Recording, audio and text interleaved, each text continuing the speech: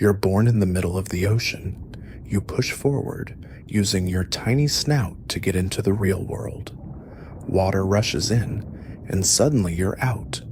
A baby hammerhead shark, barely 8 inches long, thrust into a world that's immediately trying to kill you. The first thing you notice isn't the murky water or the strange shapes moving in the distance. It's hunger. You've been living off your yolk sac this whole time, but that's gone now. Your stomach is completely empty, and your body demands food. You don't know how to hunt yet, but you don't have a choice. Small fish dart past you, and you lunge forward clumsily, missing by inches. Your hammer-shaped head feels awkward and unwieldy, like trying to swim with a dinner plate strapped to your face. But this bizarre appendage isn't a mistake.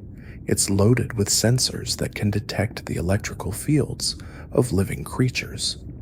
You just don't know how to use it yet.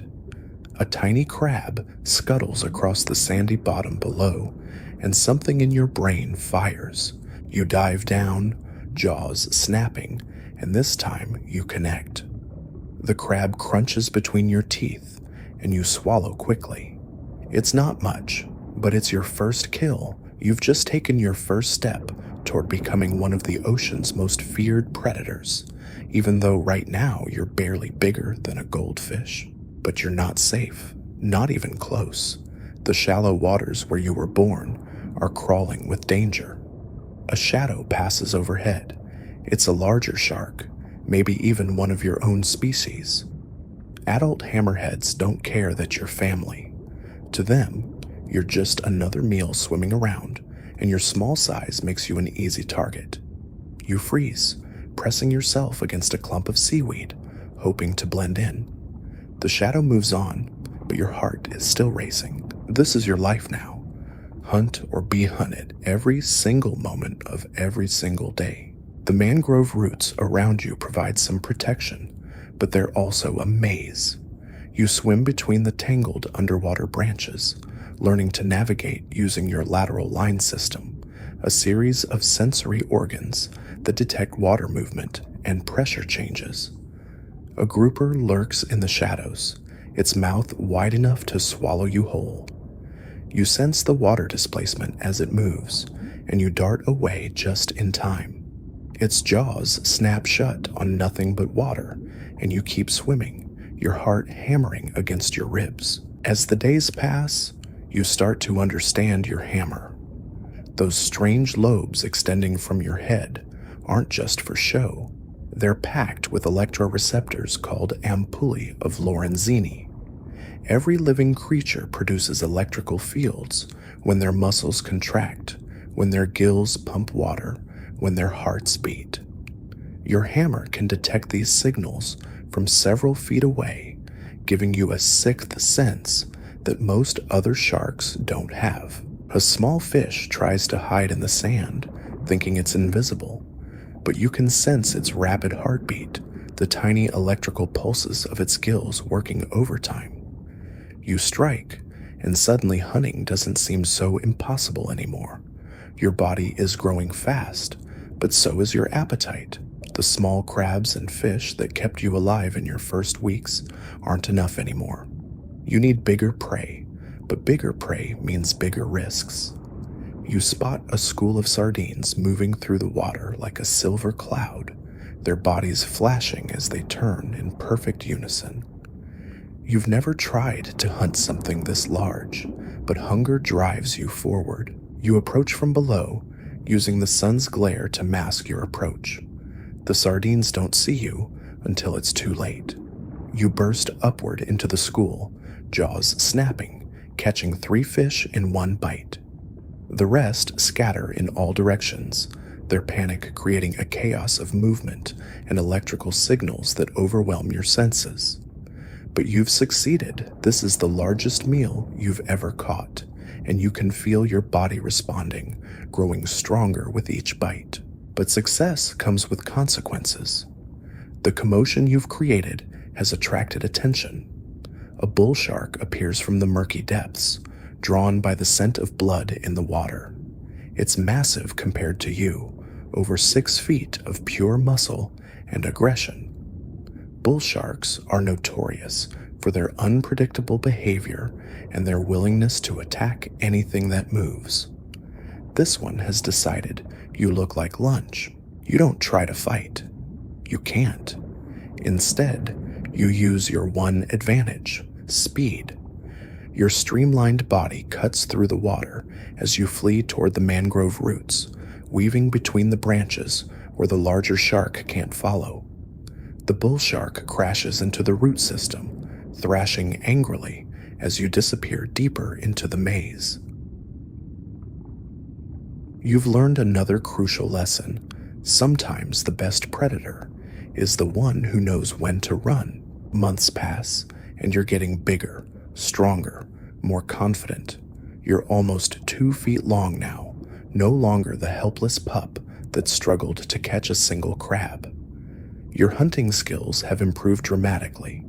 You've learned to use your hammer not just to detect prey, but to pin stingrays to the sandy bottom while you tear into their flesh. You've discovered that schools of fish can be herded using your wide head as a sort of underwater cattle prod. You're becoming the predator you were born to be, but the ocean has more lessons to teach you. One morning, you encounter something you've never seen before, another young hammerhead about your size. For a moment, neither of you moves.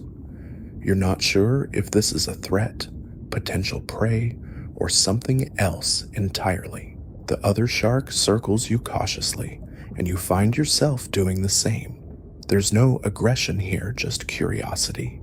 You swim together for a while, hunting in the same area, and you realize something important. You're not entirely alone in this vast ocean. This encounter plants a seed that will become crucial later in your life.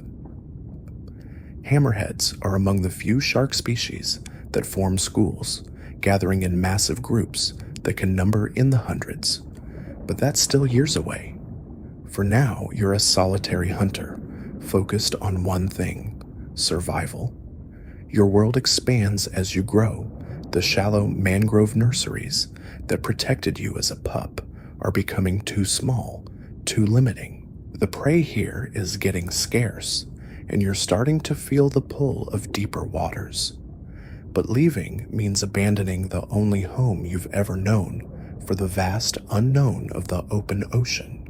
It means facing predators and challenges you can't even imagine yet. One day, you make the decision. You swim toward the edge of the reef, where the shallow, protected waters drop off into the blue-black depths of the open sea.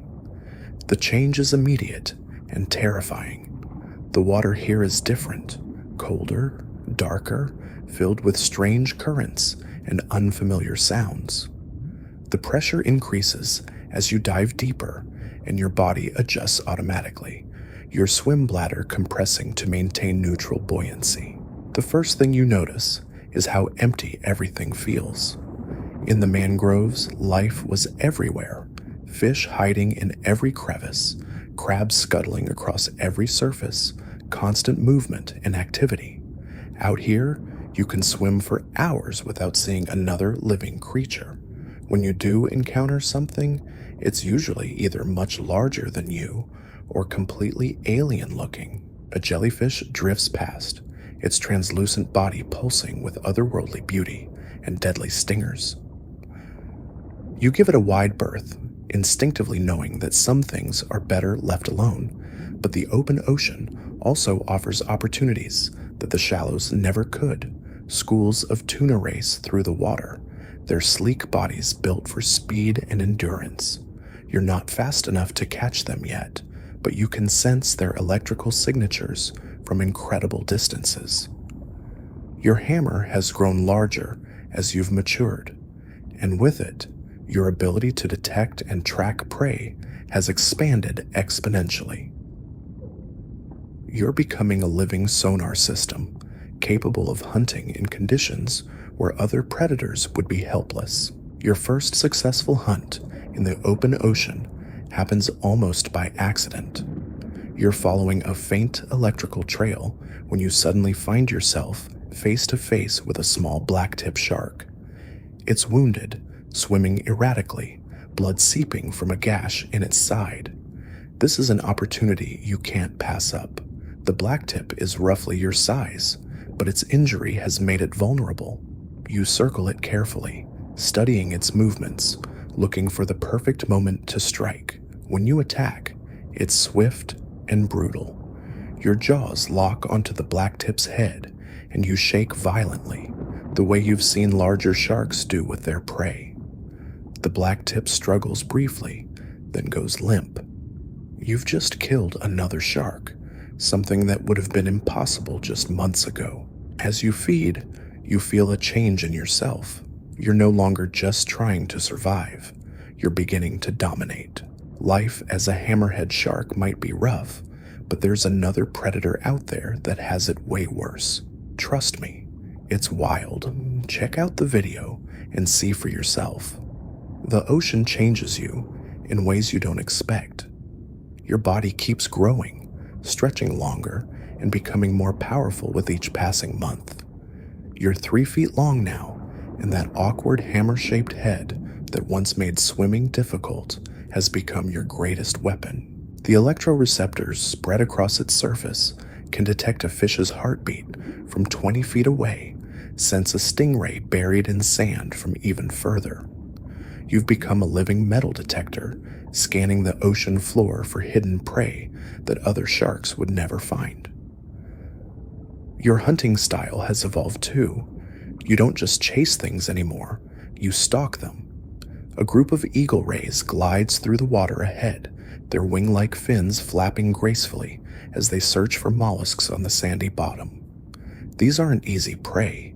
Eagle rays are fast, smart, and their barbed tails can deliver a venomous sting that would ruin your day. But you've learned patience. You follow them from a distance, staying just outside their sensory range, waiting for one to separate from the group. When it finally happens, you're ready. The lone ray settles onto the sand, digging for clams, completely focused on its meal. You approach from behind, using your hammer to pin it down before it can react. Your teeth tear into its flesh as it thrashes beneath you, but your grip is too strong. This is what you were built for, not just speed and power, but precision.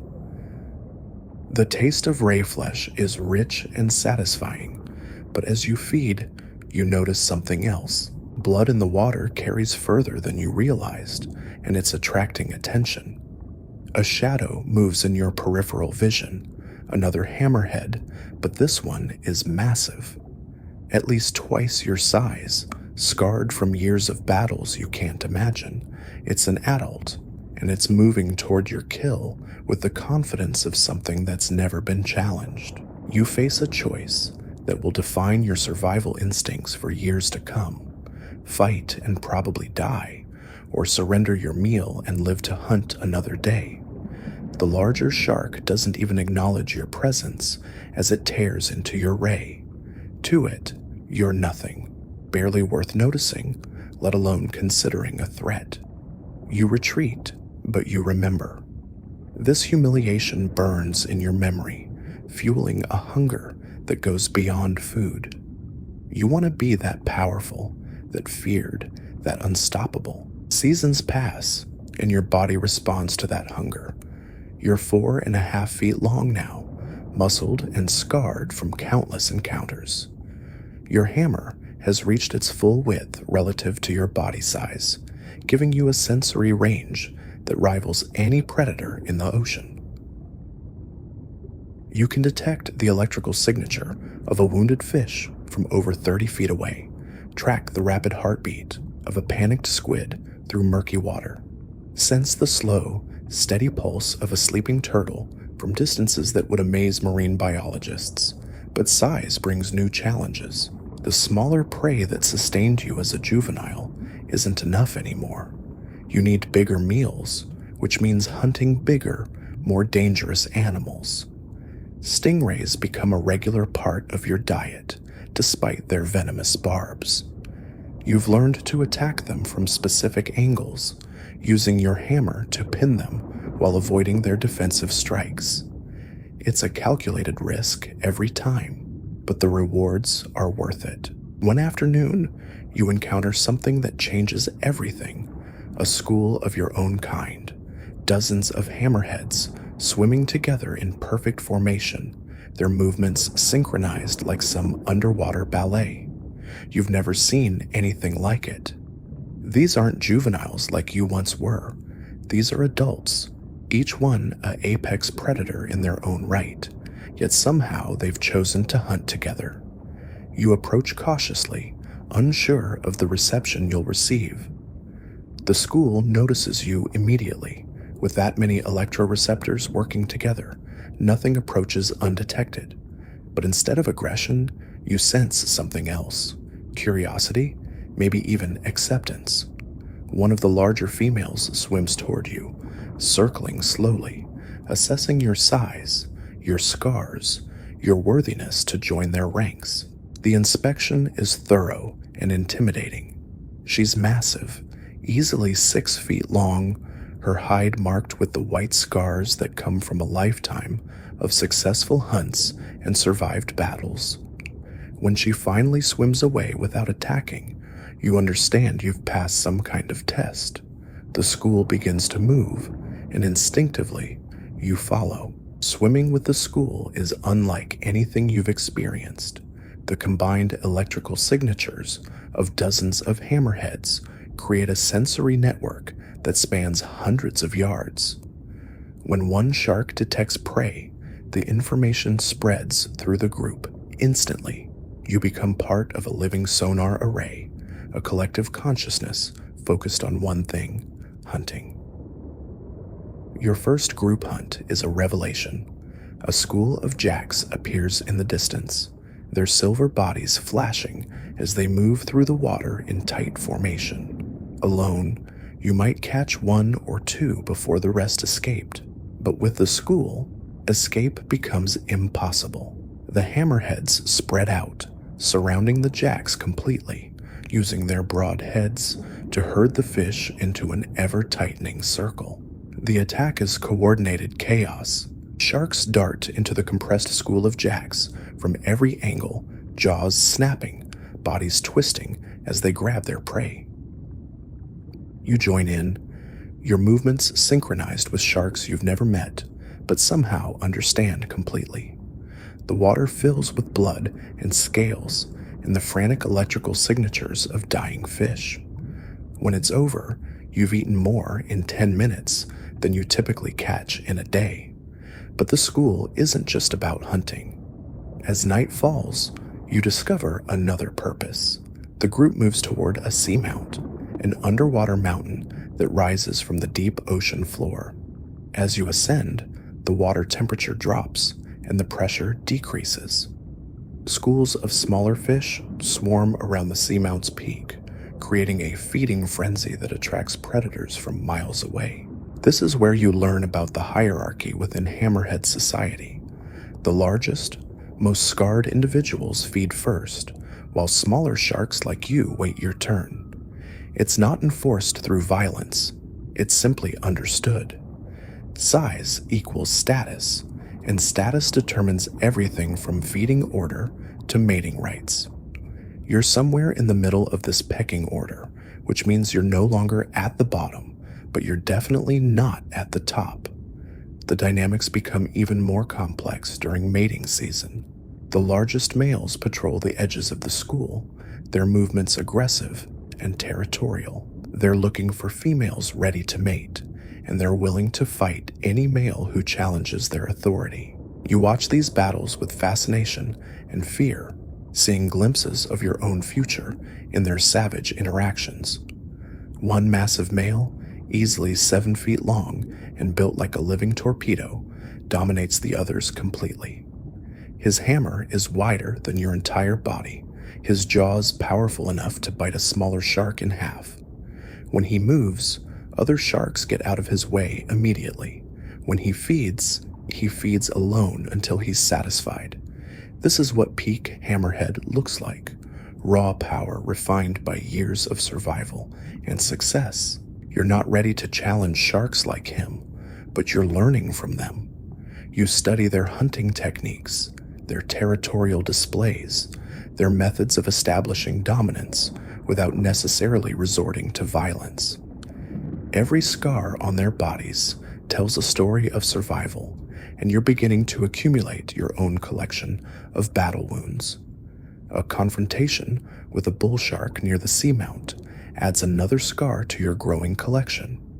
Bull sharks are notorious for their aggression and their willingness to fight anything, regardless of size. This one apparently decides your presence near its preferred hunting ground is unacceptable. The attack comes without warning, a blur of gray muscle and teeth erupting from the shadows below. You twist away from its initial charge, but its jaws catch your left pectoral fin, tearing through flesh and cartilage. Pain explodes through your body, but pain is something you've learned to ignore. You counterattack immediately, using your hammer to strike the bull shark's gills, one of the few vulnerable spots on its armored body.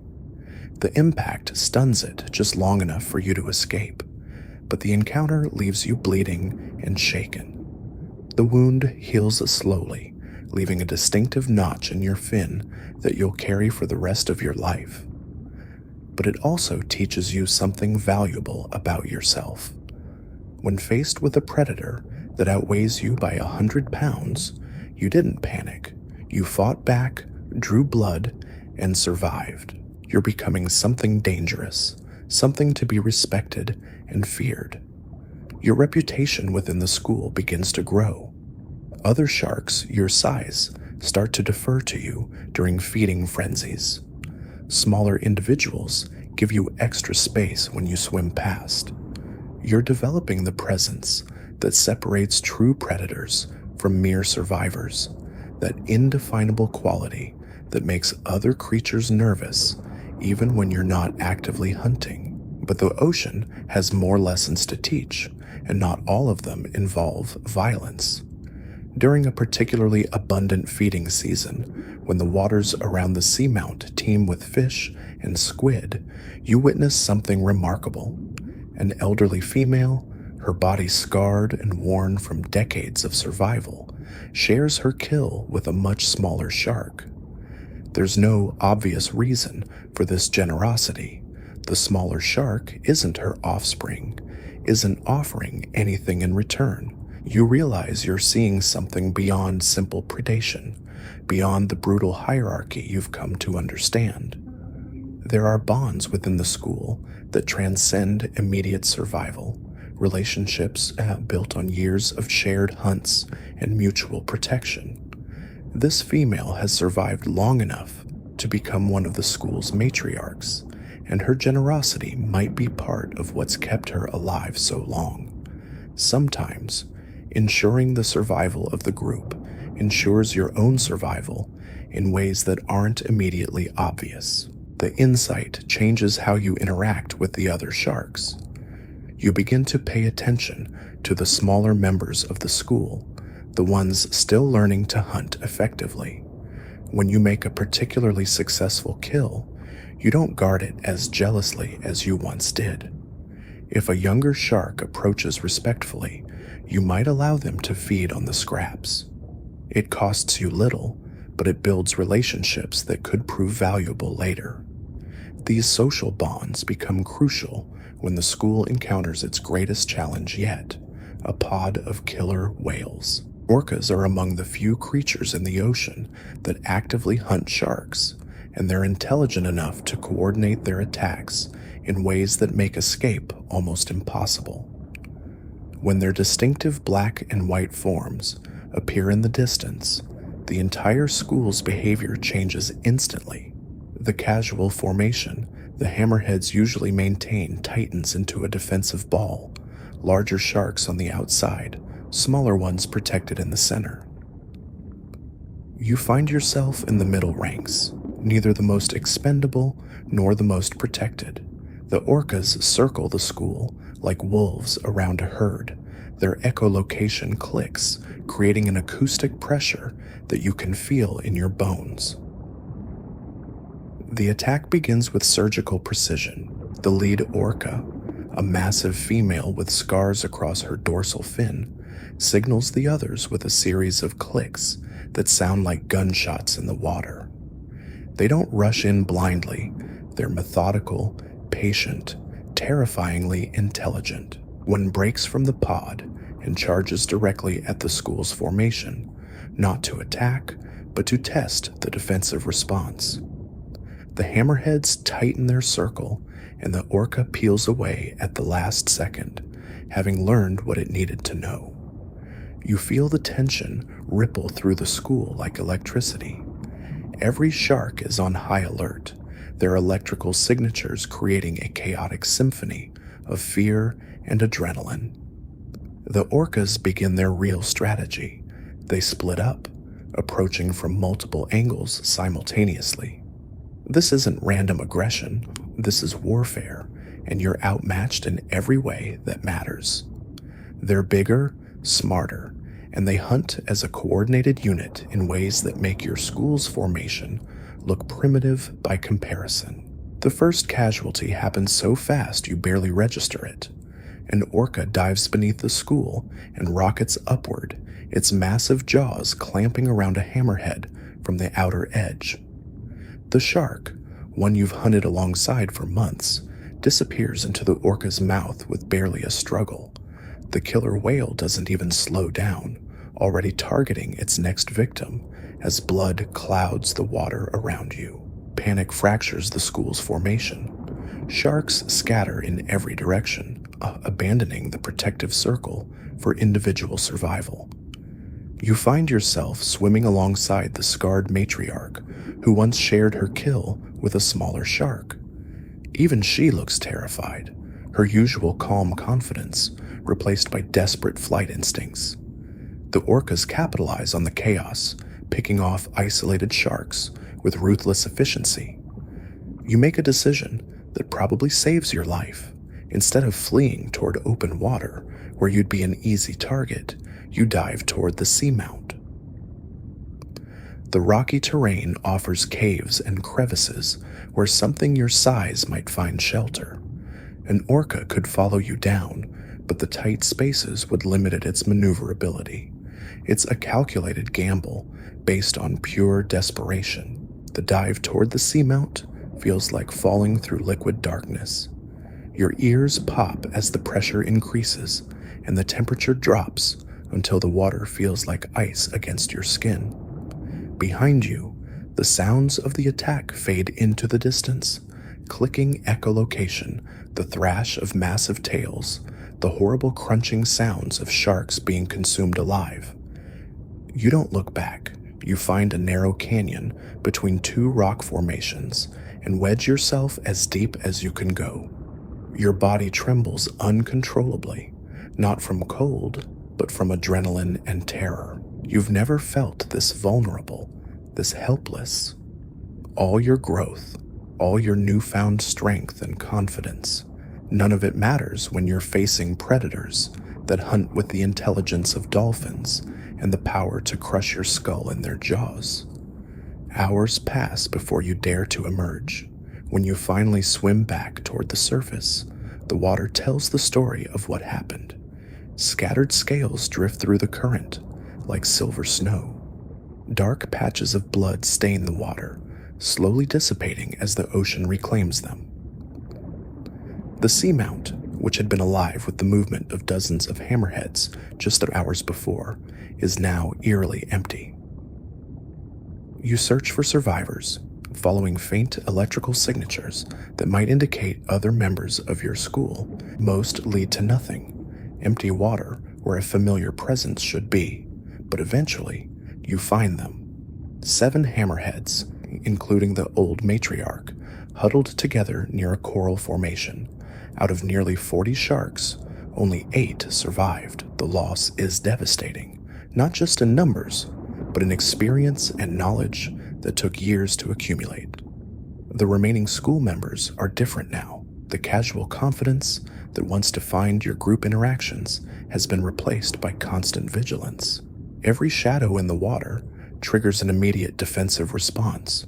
The playful social behaviors you'd begun to observe The synchronized swimming, the shared feeding, all of it stops. You've learned that the ocean contains threats that can destroy everything you've built in a matter of minutes. But life continues because it has to. The survivors gradually reform into a smaller, tighter unit. Trust becomes more precious because there are fewer individuals to share it with. You find yourself taking on responsibilities that would have belonged to sharks who didn't make it back from the orca encounter. The hierarchy reshuffles, and you discover you're higher in the new pecking order simply by virtue of being alive. Your first hunt after the attack reveals how much the dynamics have changed. A school of mackerel appears in the distance, and the surviving hammerheads approach with mechanical precision. There's no excitement, no anticipation, just the grim business of staying alive. You take down your share of the fish, but the meal tastes different somehow, tainted by the memory of friends who should be sharing it with you. Recovery takes months. Slowly, very slowly, the school begins to function normally again. New hammerheads join the group, survivors from other pods that were similarly devastated, lone individuals seeking the safety that only comes from numbers. Each new member has their own story of loss, their own scars from encounters with predators that shouldn't exist in a rational world. You establish your place in this reformed hierarchy through a series of calculated challenges and displays. A newcomer, slightly larger than you but lacking your experience, decides to test your position during a feeding frenzy. The confrontation is brief but decisive. Your hammer catches him across the gills, a precisely aimed strike that demonstrates both your skill and your willingness to use it. He submits immediately, rolling onto his back in the universal shark gesture of surrender. The victory feels hollow. There was a time when such dominance displays excited you, made you feel powerful and important. Now they just feel necessary, another task to complete in the endless business of survival. The ocean has taught you that power is temporary, that even the strongest predator is just one encounter away from becoming prey. Your body keeps growing despite everything. You're over 5 feet long now, approaching the size that commands automatic respect from smaller sharks and wariness from potential threats. Your hammer has reached its full proportional width, giving you sensory capabilities that border on supernatural.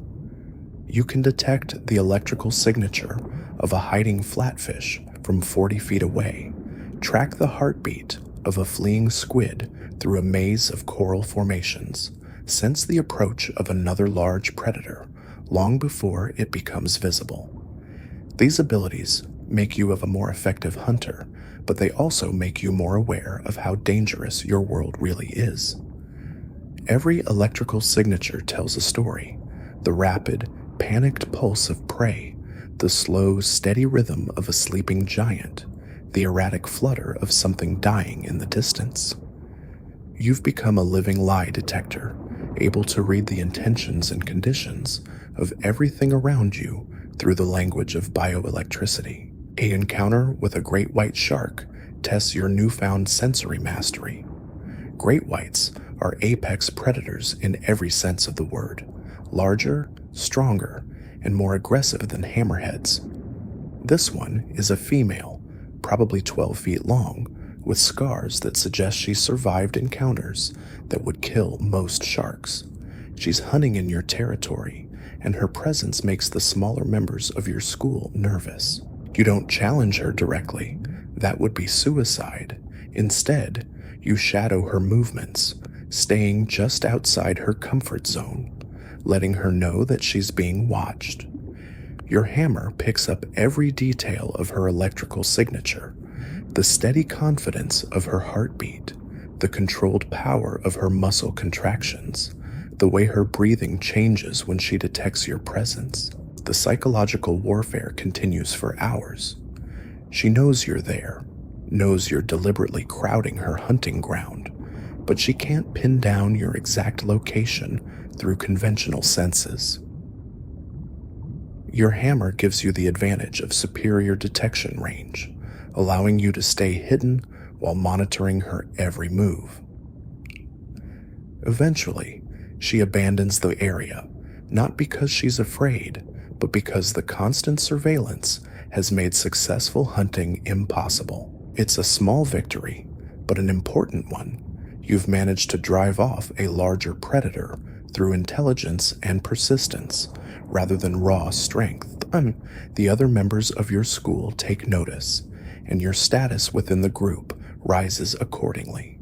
You're becoming the kind of shark that others look to for leadership, even if you don't fully understand the responsibility that comes with that role. The seasonal migrations begin to make sense as you mature.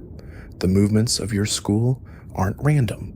They follow ancient patterns that maximize hunting opportunities while minimizing contact with threats. During certain times of the year, the water temperatures and current patterns create perfect conditions for specific types of prey. Your school has learned to time these migrations perfectly, arriving at feeding grounds just as the food sources reach their peak abundance. You participate in spawning aggregations that boggle the mind, thousands of fish gathering in massive underwater clouds to reproduce, creating feeding opportunities that last for days.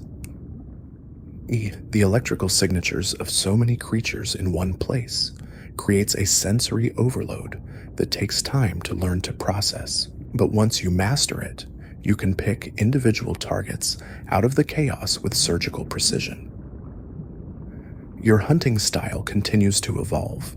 You've developed a reputation for being able to find prey that other sharks miss.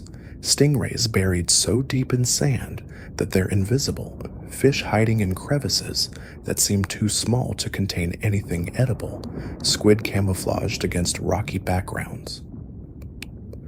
Your hammer has become more than just a sensory organ. It's a precision instrument that allows you to exploit ecological niches that other predators can't access. But with greater hunting success comes greater responsibility to the school. You're expected to share information about productive hunting grounds, to help coordinate group attacks on large schools of prey, to assist in training younger sharks who join the group. The individualistic focus of your juvenile years is giving way to a more complex understanding of how group survival depends on each member's contributions.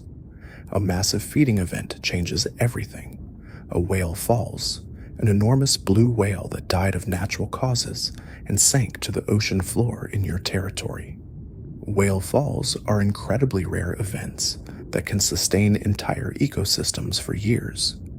The carcass represents more food than your school has ever encountered in one place, but it also attracts every large predator within hundreds of miles.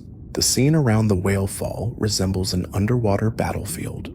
Great whites arrive first, using their size and aggression to claim the choicest portions. Tiger sharks follow, their powerful jaws capable of cutting through blubber and bone that other species can't handle. Bull sharks patrol the perimeter, picking fights with anything that comes too close. And scattered throughout this chaos are smaller predator species, blues, makos, and various reef sharks, all trying to claim their share of the bounty. Your school approaches cautiously, reading the electrical signatures of dozens of large predators, all focused on the same prize. The old matriarch who survived the orca attack makes the decision: you'll wait. Let the larger, more aggressive species exhaust themselves fighting over the prime feeding spots. When they're satisfied and leave, the hammerheads will move in to claim what remains. It's a strategy that requires patience and discipline, qualities that your species has evolved over millions of years. While great whites tear chunks of flesh from the whale's flanks and tiger sharks crush bones between their massive jaws, your school maintains a respectful distance, content to feed on the scraps and smaller organisms that the whale fall attracts. When your turn finally comes, the feeding is unlike anything you've experienced. The whale's flesh is rich with oils and nutrients that your body craves, and there's enough food to satisfy the entire school multiple times over. You gorge yourself until your stomach can't hold another bite, then rest in the nearby coral formations while your body processes the massive meal. The whale fall becomes a gathering point for your school for months afterward. Even as the carcass is gradually consumed by various scavengers and decomposers, it continues to attract prey species that feed on the smaller organisms thriving in the nutrient-rich environment. You learn to think in longer timescales, understanding how a single event can influence the ecosystem for years to come. Your growth accelerates during this period of abundant feeding. You reach 6 feet in length, putting you firmly in the category of large predator rather than opportunistic hunter. Your body has filled out with muscle. Your movements have gained the fluid power that characterizes mature hammerheads, and your presence in the water now triggers the same nervous responses in smaller sharks that you once felt around your elders. The transition from follower to leader happens gradually, then all at once. The old matriarch who guided the school through the orca attack begins to show signs of age and injury. Her movements are slower, her electrical signature weaker, her appetite diminished. One day, during a coordinated hunt on a school of tuna, she simply can't keep up with the rest of the group. You find yourself making decisions that would have been hers to make: when to attack, how to position the school for maximum effectiveness, which hunting grounds to visit, and which to avoid. The other sharks follow your lead naturally, as if they've been waiting for this transition. Leadership among hammerheads isn't seized through violence. It's earned through competence and accepted through consensus. Your new role as leader comes with challenges you never anticipated. A rival school of hammerheads appears in your territory, led by a massive male whose hammer spans nearly 3 feet across. His body bears the white scars of countless battles, and when he moves, the water itself seems to bend around his presence. This isn't just competition, it's a direct challenge to everything you've built. The confrontation begins with subtle positioning. Both schools circle each other at a respectful distance, reading electrical signatures, assessing strengths and weaknesses. Your rival's group is larger, maybe 25 sharks compared to your 15, but several of his followers are juveniles who lack real fighting experience. The standoff continues for hours, neither leader willing to make the first aggressive move. Then one of his juveniles makes a mistake. It darts toward a stingray in what should be neutral territory, and you respond instantly. Your school moves as one unit, cutting off the young shark's retreat route. The message is clear: this is your hunting ground, and trespassers aren't welcome. The juvenile retreats quickly, but the damage is done. Lines have been drawn. The rival leader's response is swift and brutal. He charges directly at you, his massive frame cutting through the water like a living torpedo. There's no time to think, only react. You twist away from his initial rush, feeling the displacement of water as his jaws snap shut inches from your flank. His hammer catches you across the dorsal fin, tearing flesh and sending shockwaves through your body. Pain explodes along your spine, but you've learned to fight through worse. You counterattack immediately, using your superior agility to circle behind him. Your teeth find purchase in the soft flesh behind his pectoral fin, and you bite down hard, tasting blood in the water. He roars, an underwater sound that's part vibration, part electrical discharge, and spins to dislodge you. The battle becomes a whirlwind of teeth and hammers, blood and electrical chaos. Both schools watch from a distance as their leaders tear into each other with savage intensity.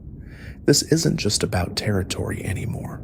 It's about dominance, about which bloodline will control this part of the ocean for years to come.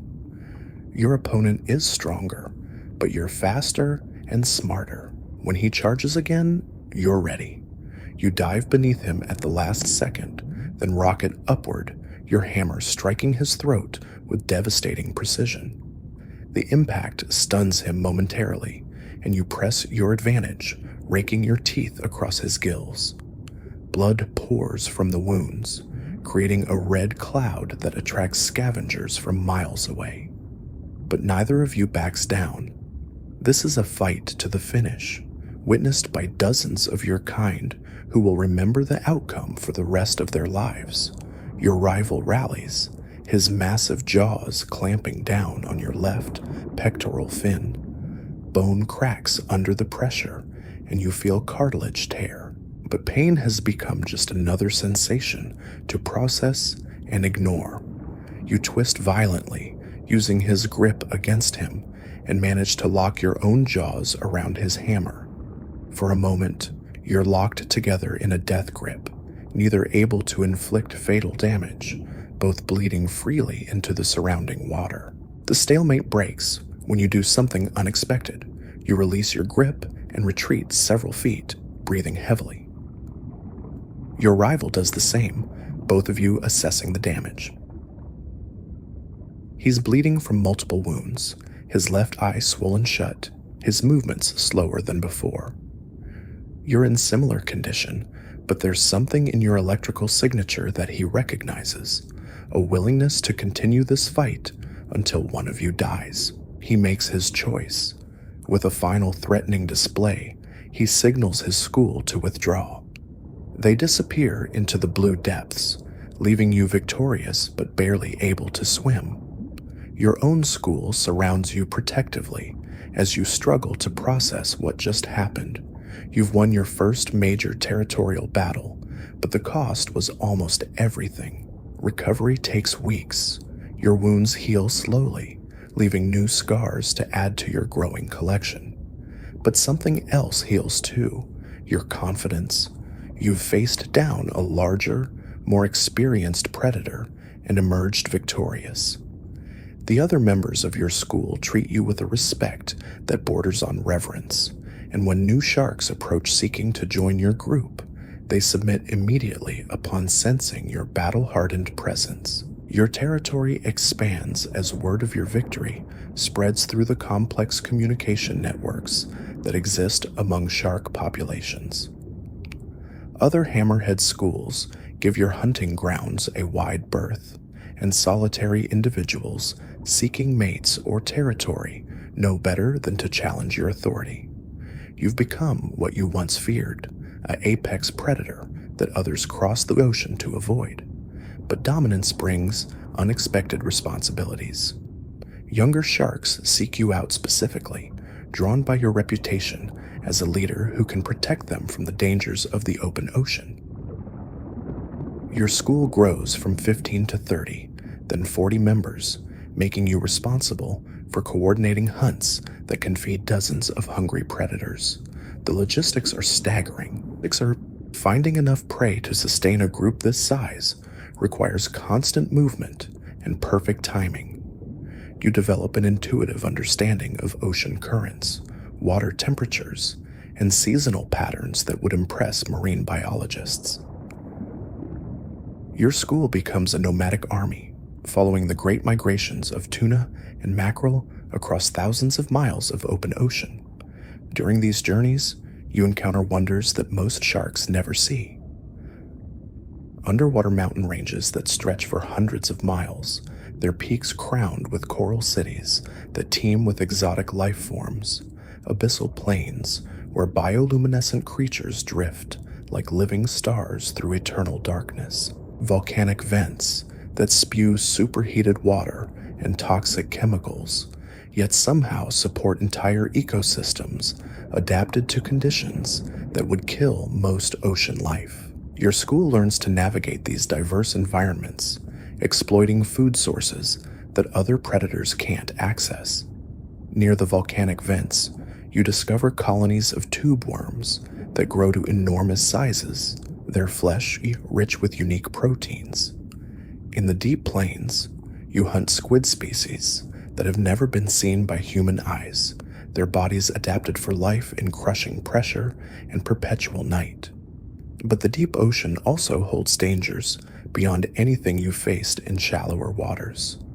Colossal squid, larger than sperm whales, lurk in the deepest trenches, their tentacles armed with hooks that can tear through shark hide like tissue paper. You encounter one during a hunt that goes too deep, and the experience nearly costs you half your school. The creature appears without warning, a mass of writhing tentacles and alien intelligence that rises from the abyssal depths like something from a nightmare. Its body is longer than a school bus, its eyes the size of dinner plates, its beak capable of crushing your skull with casual ease. When it grabs one of your followers, a young male who ventured too close, the attack happens faster than thought. The tentacles wrap around the shark's body with impossible strength, and those terrible hooks sink deep into flesh. Your follower's electrical signature spikes with pain and terror before beginning to fade as the life is crushed out of him. The rest of your school scatters in panic, but you can't abandon him. Leadership means making the hard choices, even when they're likely to get you killed. You attack the squid directly, aiming for its eyes, the only vulnerable targets on its armored body. Your teeth scrape against its cornea, and it releases your follower in surprise and pain. But now its attention is focused entirely on you, and those massive tentacles reach out with frightening intelligence, trying to ensnare you in the same deadly embrace. Escaping requires every skill you've developed over years of survival. You use your superior speed to stay just ahead of the grasping tentacles, darting in to inflict damage whenever you see an opening. The battle moves through 3 dimensions as you spiral around the creature's body, your hammer detecting the electrical patterns of its nervous system, allowing you to predict its movements a split second before they happen. The fight seems to last forever, but finally, the squid decides you're more trouble than you're worth. It releases a cloud of ink that turns the water black, and when your vision clears, the monster has vanished back into the depths. Your rescued follower survives, but barely, his body marked with circular scars from those terrible hooks. The encounter teaches your school a valuable lesson about the limits of your domain. There are parts of the ocean where even apex predators become prey, regions so alien and hostile that survival requires avoiding them entirely. You adjust your migration routes accordingly, steering clear of the deepest trenches where things that shouldn't exist wait in patient darkness. Your reputation continues to grow as stories of your exploits spread through the ocean's communication networks. You become known not just as a successful leader, but as a shark who will risk everything to protect his followers. This attracts a different kind of recruit, experienced fighters who've grown tired of solitary existence, mature females seeking the security that only comes with numbers, even former rivals who've decided that joining you is preferable to fighting you. Your school becomes a mobile fortress, 45 strong and growing. The electrical signatures of so many large predators moving in formation create a sensory wall that smaller species can detect from miles away. Fish schools part before your approach, like curtains, and lone predators flee rather than risk confrontation with your army. But size brings new challenges. Coordinating hunts becomes increasingly complex, requiring split-second timing and perfect communication. You develop a system of electrical signals, subtle changes in your bioelectric field that convey information about prey location, attack vectors, and retreat routes. Your followers learn to read these signals instinctively, responding to your commands before you've even finished transmitting them. A hunt on a massive school of bluefin tuna demonstrates the devastating effectiveness of your coordinated tactics. The tuna are fast, powerful fish that can outrun individual predators, but they have no defense against a coordinated attack by dozens of hammerheads. Your school surrounds them completely, cutting off all escape routes, then contracts the circle systematically. The slaughter is efficient and brutal. Tuna crash into each other in their panic to escape, creating chaos that makes them easy targets. Your followers strike with surgical precision, each shark taking down multiple fish before the survivors scatter. In 15 minutes, you've harvested enough food to sustain your entire school for days. But success attracts attention. A pod of sperm whales appears on the horizon, drawn by the commotion and the scent of blood. These aren't orcas. They're not actively hunting sharks, but they're investigating the disturbance in their territory. Each whale is larger than your entire school combined, their massive heads containing brains that dwarf any other creature on Earth. The lead whale, a scarred bull with barnacles covering his rostrum, approaches your group with calm curiosity.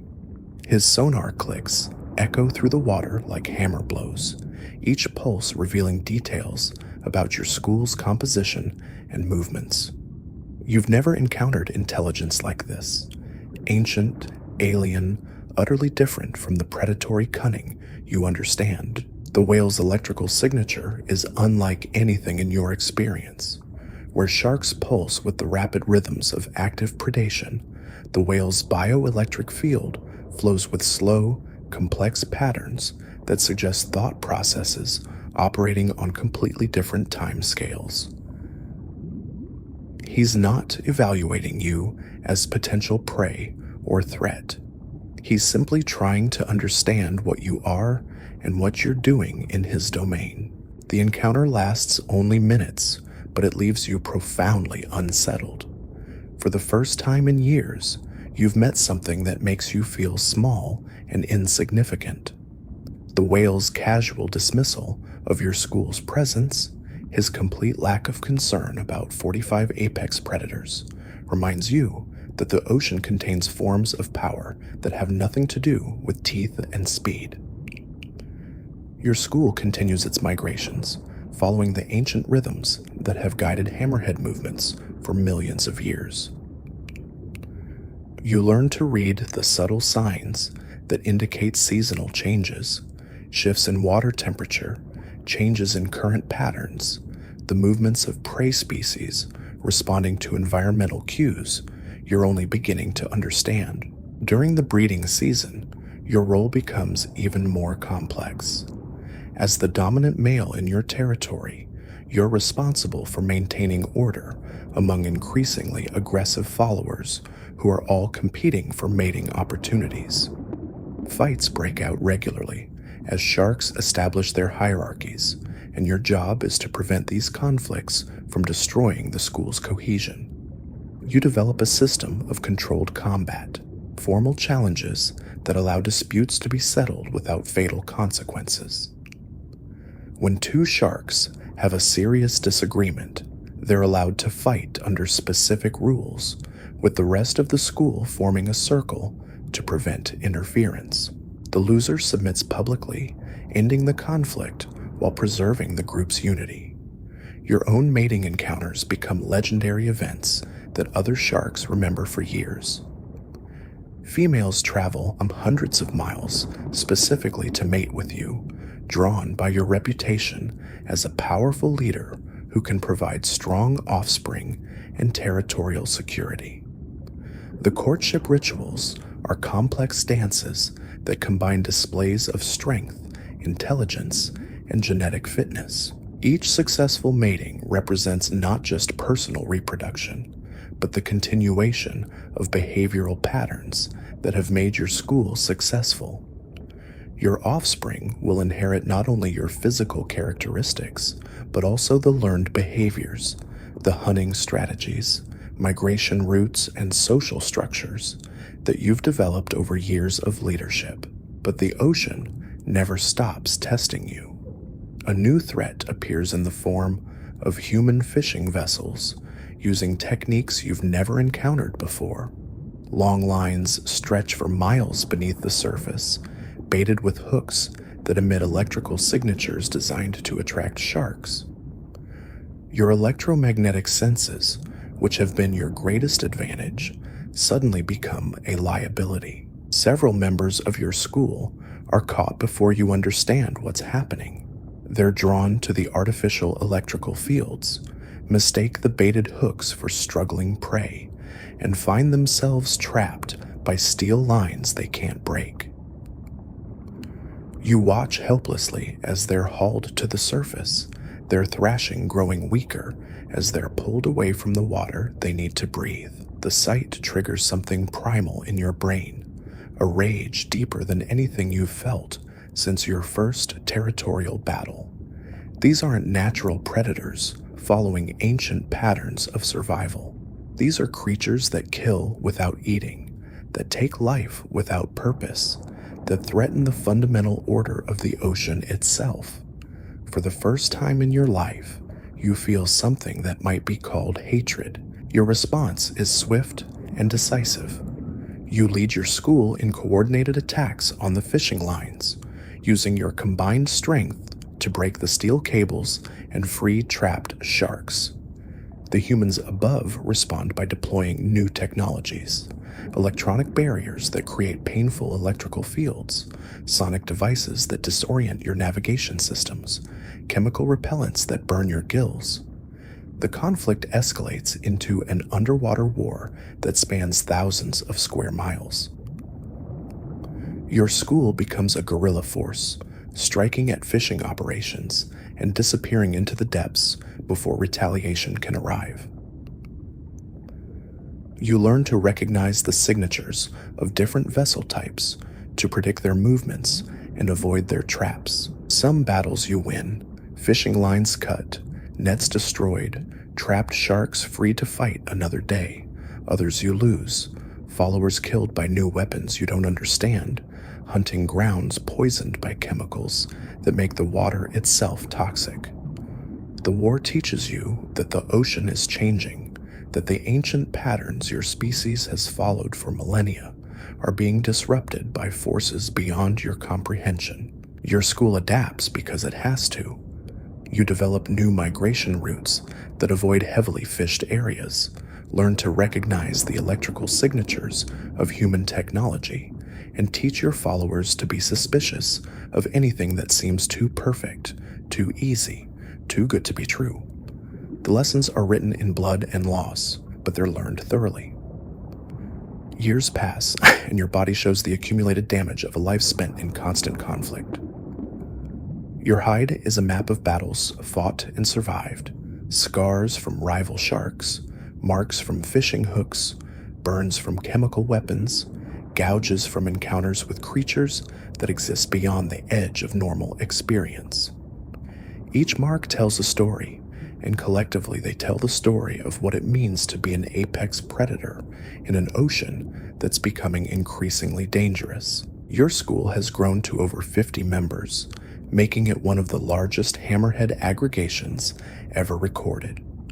The logistics of leading so many sharks have pushed your intelligence to its limits, forcing you to develop new forms of communication and coordination. You've become not just a predator, but a general commanding an army in a war that spans the entire ocean. The younger sharks in your school look at you with something approaching worship. To them, you're not just a leader, you're a living legend who's survived challenges that would destroy lesser predators. They study your movements, memorize your hunting techniques, and compete for the privilege of swimming in your wake during migrations. But leadership has costs that go beyond physical scars.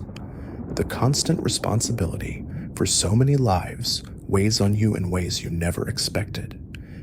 Every decision you make affects dozens of other creatures, and the wrong choice can result in deaths that will haunt you for years.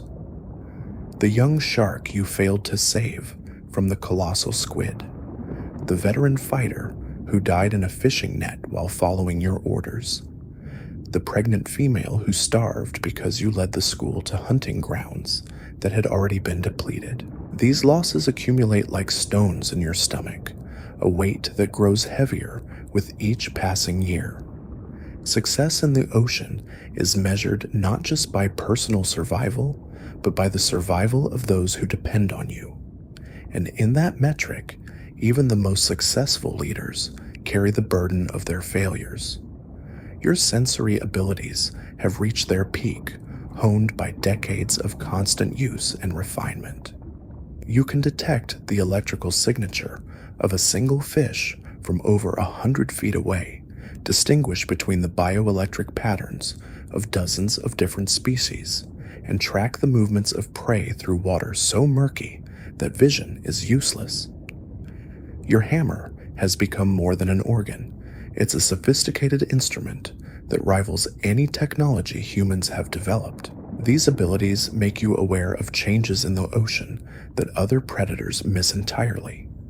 The electrical signatures of marine life are shifting, becoming weaker and more erratic. Prey species that once moved in predictable patterns now scatter randomly, as if responding to threats you can't identify. The very chemistry of seawater is changing, affecting the way electrical fields propagate and making your navigation systems less reliable. You begin to understand that the war with human fishing operations is just one symptom of a larger problem. The ocean itself is sick, poisoned by chemicals you can't smell, heated by forces you can't feel, acidified by gases you can't detect. Your prey is dying off, your territory is shrinking, and the ancient migration routes that have guided your species for millions of years are becoming death traps. The realization that the ocean is dying comes gradually, like the slow fade of an electrical signature as life ebbs away. You've spent decades learning to read the patterns of marine life, and now those patterns are breaking down. Schools of fish that should number in the millions have dwindled to thousands. Coral reefs that once teemed with electrical activity have gone silent. Even the deep ocean, which seemed immune to surface changes, shows signs of distress in the altered behavior of its creatures. Your school becomes a refuge for species that have nowhere else to go. Smaller sharks join your group not for protection from predators, but for protection from an environment that's becoming increasingly hostile to life itself. You find yourself leading not just hammerheads, but a mixed group of marine predators who've recognized that survival now depends on cooperation rather than competition. The diversity of your followers creates new challenges and opportunities. Different species have different hunting techniques, different sensory capabilities, different social structures. Learning to coordinate attacks between hammerheads and bull sharks requires developing entirely new communication methods. Integrating the solitary instincts of tiger sharks with the schooling behavior of your species pushes your leadership abilities to their absolute limits. But the mixed school also becomes more resilient and adaptable than any single species group could be. When traditional prey becomes scarce, the different hunting specializations of your followers allow the group to exploit food sources that would be impossible for hammerheads alone. The varied sensory capabilities create a detection network that spans multiple sensory modalities, making your school nearly impossible to surprise or outmaneuver. Your reputation evolves from that of a hammerhead leader to something broader, a figure that represents the ocean's resistance to the forces that threaten its existence. Stories about your mixed species school spread throughout the marine ecosystem, inspiring similar cooperative efforts in other regions. You become a symbol of adaptation and survival in an environment that seems determined to kill everything in it. The battles continue, but they're different now. Instead of fighting for territory or mates, you're fighting for the right of marine life to exist at all. Each successful hunt is a victory against extinction. Each new follower who joins your school is a life saved from the growing dead zones that spread like cancer through the ocean's body. Your body tells the story of these battles in languages written in scar tissue and worn cartilage. Your left pectoral fin, mangled in that fight with the colossal squid, has healed crook but functional. Your dorsal fin bears the distinctive notch from your encounter with the bull shark in your youth, now expanded by numerous other conflicts. Your hammer, once smooth and streamlined, is marked with scratches and gouges that map a lifetime of combat. But your mind has been shaped by the battles as much as your body. You've learned to think in timescales that span years and distances that span oceans. Your decisions now affect not just your immediate followers, but entire ecosystems that depend on the predator-prey relationships your school maintains. You've become a keystone species unto yourself, a single individual whose actions ripple through the marine food web in ways that will be felt for generations. The younger sharks in your school study you with the intensity of students learning from a master. They memorize your hunting patterns, practice your coordination techniques, and compete to demonstrate their mastery of the skills you've developed over decades of survival. In teaching them, you're ensuring that your knowledge won't die with you, that the innovations you've created will survive to help future generations navigate the challenges of a changing ocean. Your legacy is already swimming beside you in the form of offspring who've inherited both your physical capabilities and your learned behaviors. Some have become leaders of their own schools, spreading your techniques and philosophies to regions you've never visited. Others serve as lieutenants in your organization, their skills complementing your own and ensuring that the school can function even when you're not present. The ocean continues to test your abilities with challenges that push the boundaries of what any predator should have to face.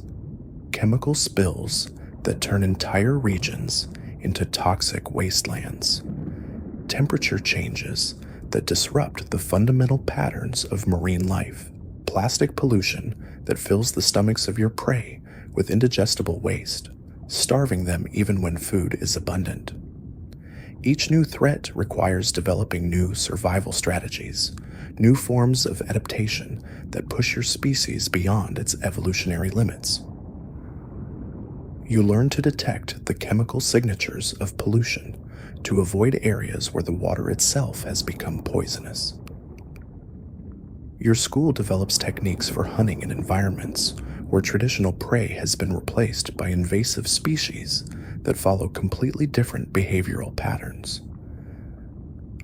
The adaptations come at a cost. The constant stress of environmental change accelerates the aging process, wearing down your body faster than natural predation ever could. Your movements are becoming slower, your reactions less sharp, your stamina reduced from the peak levels you once maintained. The younger members of your school are beginning to notice these changes, and you can sense their growing concern about what will happen when you're no longer able to lead them. Succession planning becomes a crucial part of your daily routine. You identify the most promising candidates among your followers and begin training them intensively in the skills they'll need to maintain the school's cohesion after you're gone. Leadership can't be simply inherited. It must be earned through demonstrated competence and accepted by the group through consensus. Your chosen successor is a female who joined your school as a juvenile and has grown into one of the most capable hunters you've ever encountered.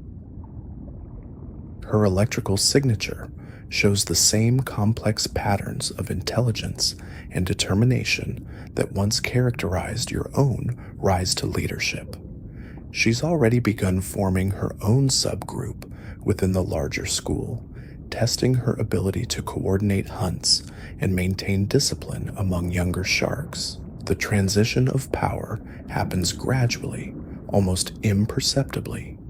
You begin delegating more decisions to her, allowing her to lead certain hunts while you observe and provide guidance when necessary. The other members of the school watch these interactions carefully, gauging whether she has the strength and wisdom necessary to maintain the group's survival in your absence. Your role evolves from active leader to elder advisor, a position that carries different responsibilities but equal importance. Your decades of experience become a resource that the school can draw upon when facing unfamiliar challenges. Your ability to read the subtle patterns of ocean life helps your successors avoid the mistakes that cost lives and territory. But even as you prepare for succession, your legend continues to grow. New stories about your exploits spread through the ocean's communication networks, inspiring other predators to adopt your strategies and techniques. Marine biologists who study shark behavior begin to notice patterns in Hammerhead schooling that can be traced back to innovations you pioneered decades ago. Your influence extends beyond your own species. The cooperative hunting techniques you developed for your mixed species school have been adopted by other predator groups, creating new forms of marine ecosystem management that help maintain the balance between predator and prey populations. Your legacy is written not just in the survival of your followers, but in the fundamental changes you've brought to the way marine predators interact with their environment.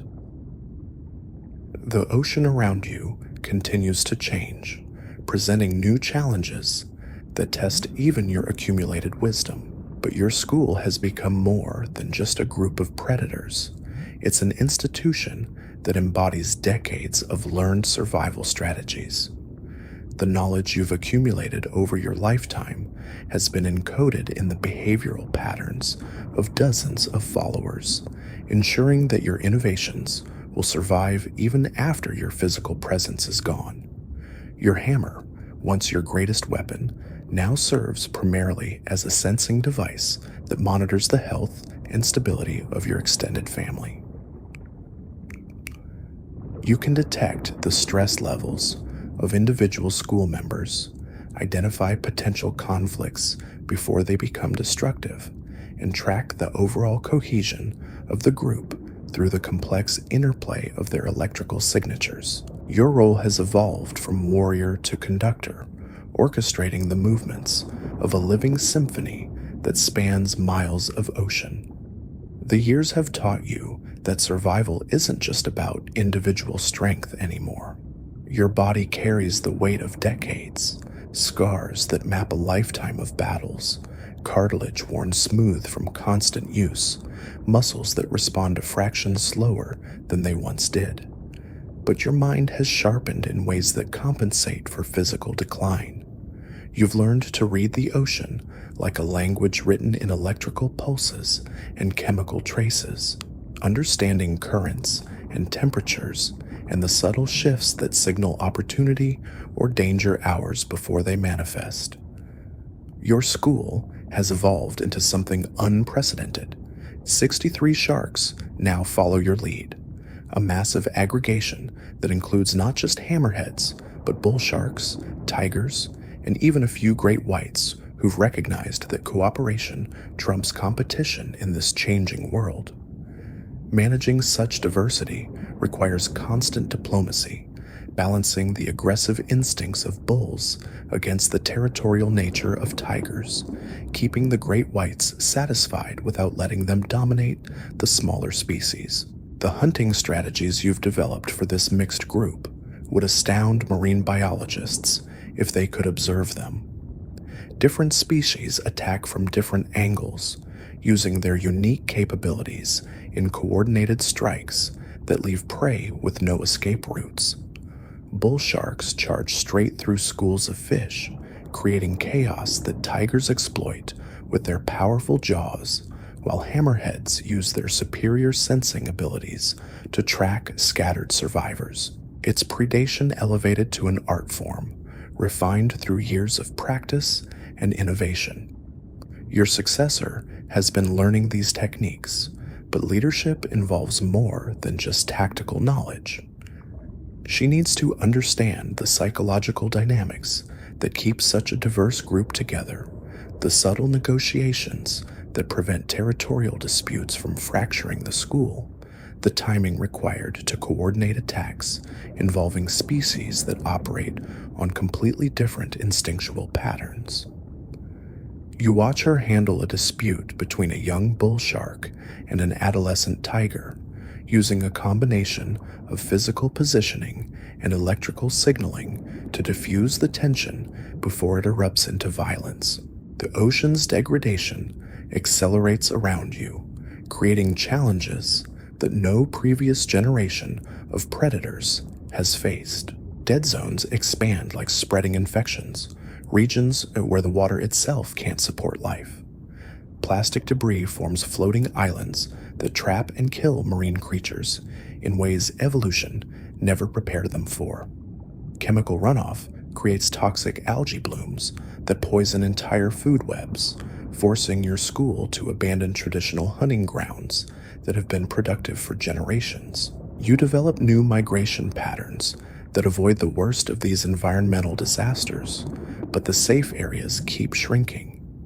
Your school becomes increasingly nomadic, following narrow corridors of healthy water between expanding zones of contamination. The electrical signatures of marine life continue to weaken as species die off or flee to deeper, colder waters where your school can't effectively hunt. An encounter with a research vessel changes your understanding of the surface world's relationship with the ocean. The ship deploys sophisticated monitoring equipment that tracks your school's movements with uncomfortable precision. But instead of nets or hooks, the researchers use passive sensors that merely observe. For the first time, you encounter humans who seem interested in understanding rather than exploiting marine life.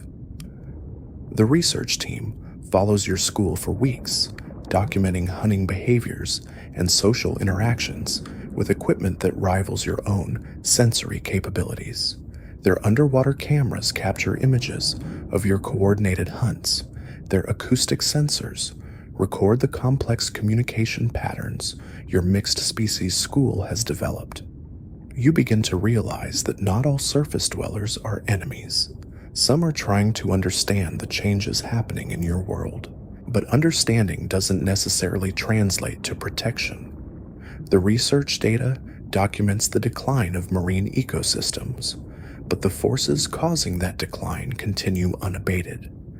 Your school becomes a case study in adaptation and survival, but the environment you're adapting to keeps deteriorating faster than evolution can respond. You're fighting a battle against time itself, trying to preserve enough marine life to sustain your followers until the surface world finds solutions to problems it created. Your leadership style adapts to these new realities. Instead of claiming and defending territory, you focus on maintaining mobility and flexibility.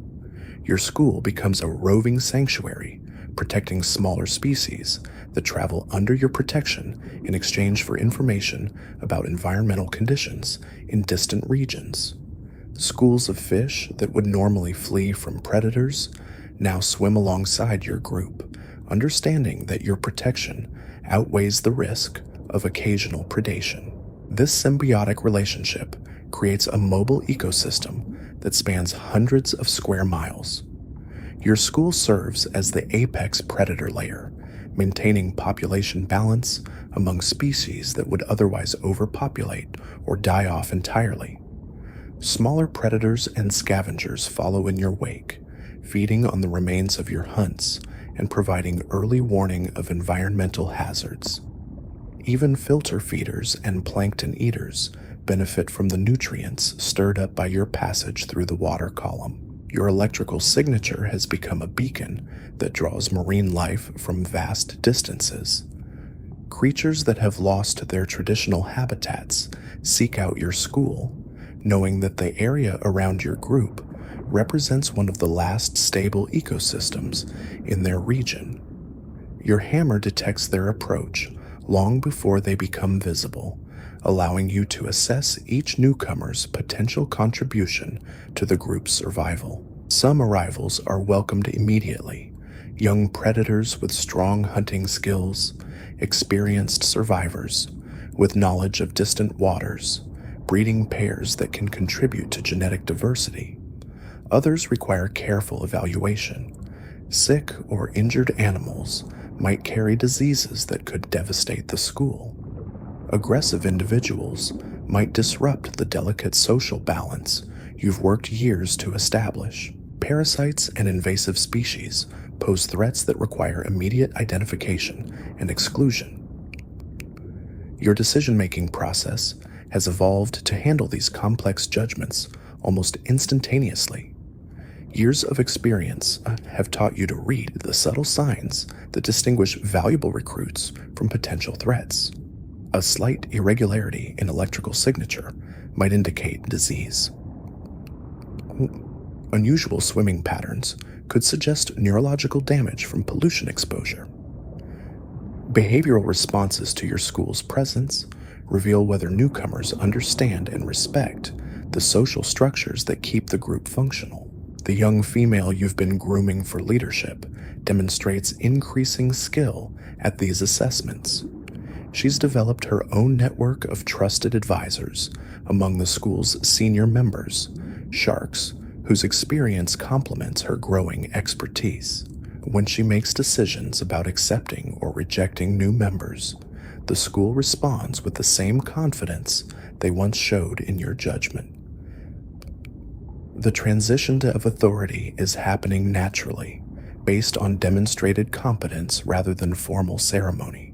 Your role shifts toward long-term strategic planning, using your accumulated knowledge to guide the school's movements across seasonal and multi-year cycles.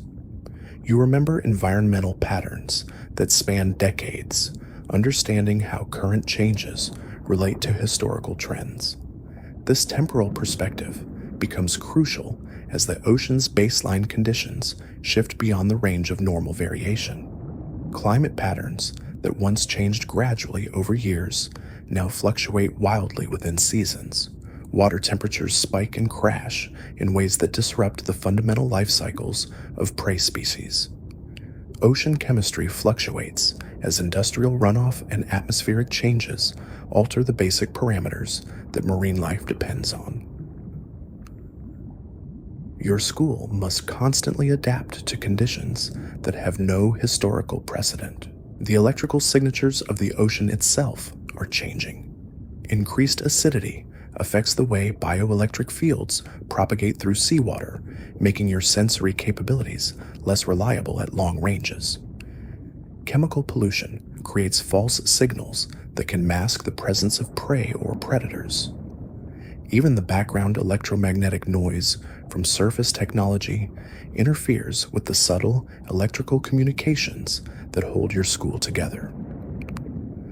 You develop new sensory techniques to compensate for these environmental changes, learning to filter out artificial signals and focus on the biological patterns that still provide reliable information. Your school adopts backup communication methods, physical positioning, water movement, even chemical signals that don't depend on electrical transmission. These adaptations require extensive practice and coordination, but they ensure that your group can function even when traditional hammerhead senses are compromised.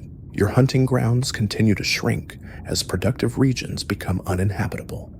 Coral reefs that once supported complex ecosystems bleach white and die, leaving behind skeletal structures that support only a fraction of their former biodiversity.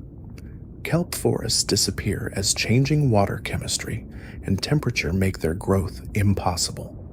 Even the deep ocean shows signs of stress, with species that have remained unchanged for millions of years suddenly altering their behavior patterns. The school's diet changes as traditional prey species disappear or become too rare to sustain your numbers. You learn to exploit new food sources, jellyfish blooms that result from ecosystem disruption, invasive species that thrive in degraded environments, even organic waste from human activities. These alternative food sources often lack the nutritional density of natural prey, requiring your school to hunt more frequently and range over larger areas to meet basic metabolic needs. Your followers adapt to these dietary changes with varying degrees of success. Hammerheads, with their flexible feeding strategies, transition relatively easily to new prey types. Bull sharks, built for opportunistic feeding, actually thrive in some disrupted environments where their aggressive hunting style gives them advantages over more specialized predators. But the great whites in your school struggle with the shift away from their preferred large prey, requiring special attention to ensure they receive adequate nutrition. Managing these different dietary needs while maintaining school cohesion becomes increasingly complex. You develop hunting rotations that allow different species to pursue their preferred prey types while maintaining overall group coordination.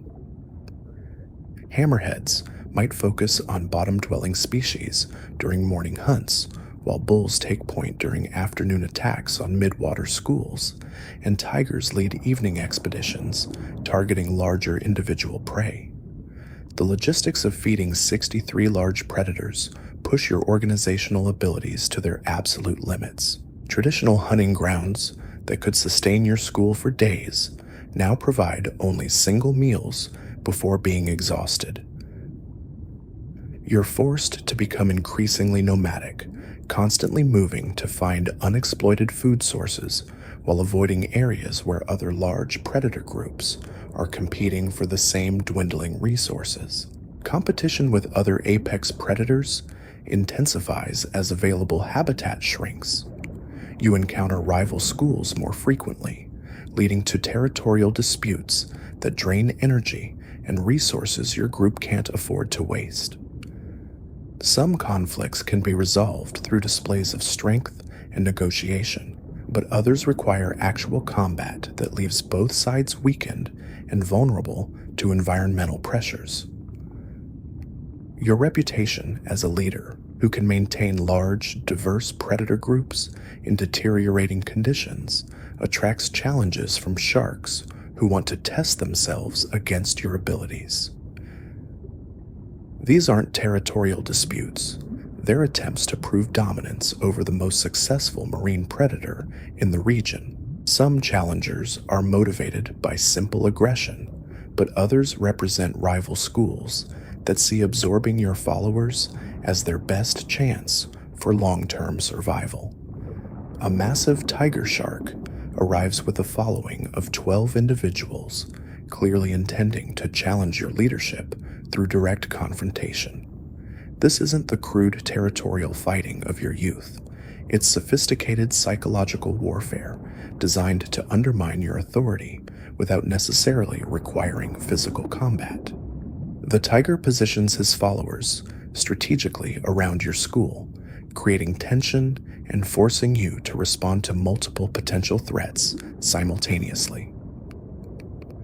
Your response demonstrates the leadership skills you've developed over decades of managing complex social dynamics.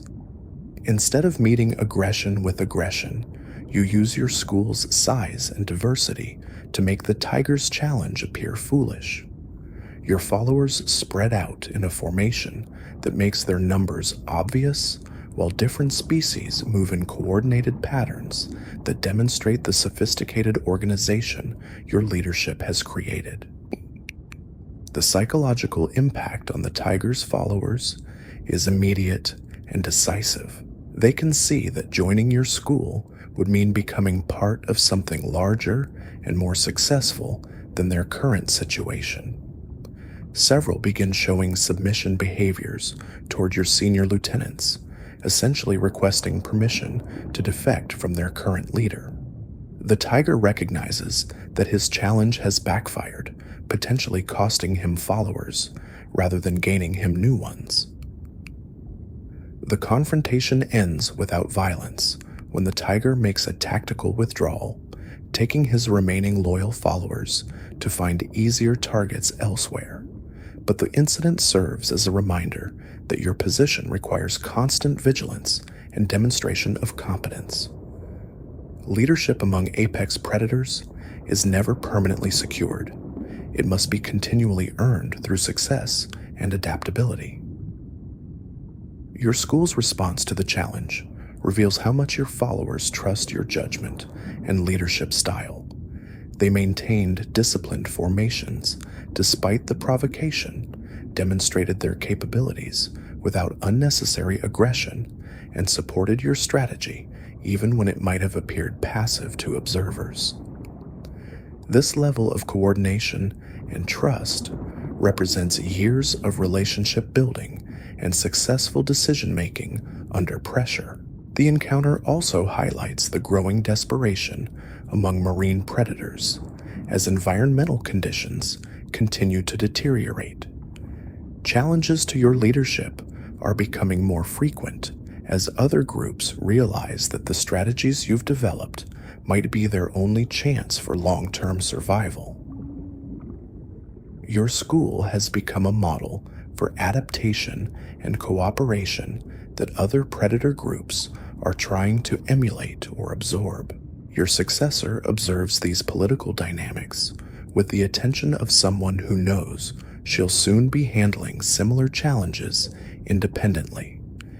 She's beginning to develop her own network of relationships with leaders from other predator groups, establishing the diplomatic connections that will be crucial for maintaining your school's position after the leadership transition.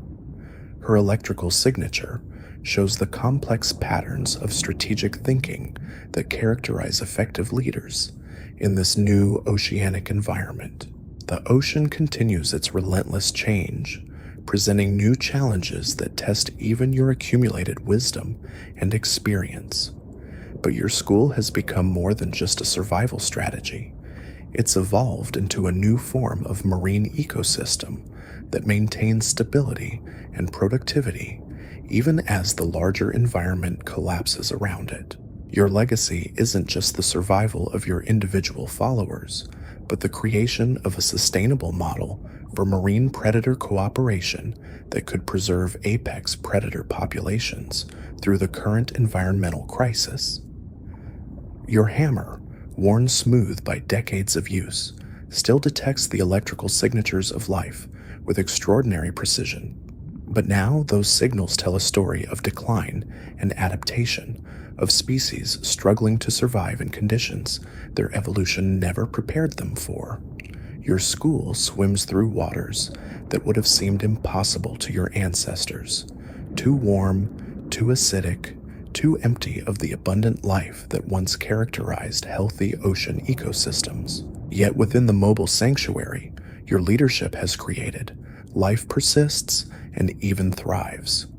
The complex relationships between predators and prey, the sophisticated communication networks, the cooperative hunting strategies, all of these innovations represent evolution in real time.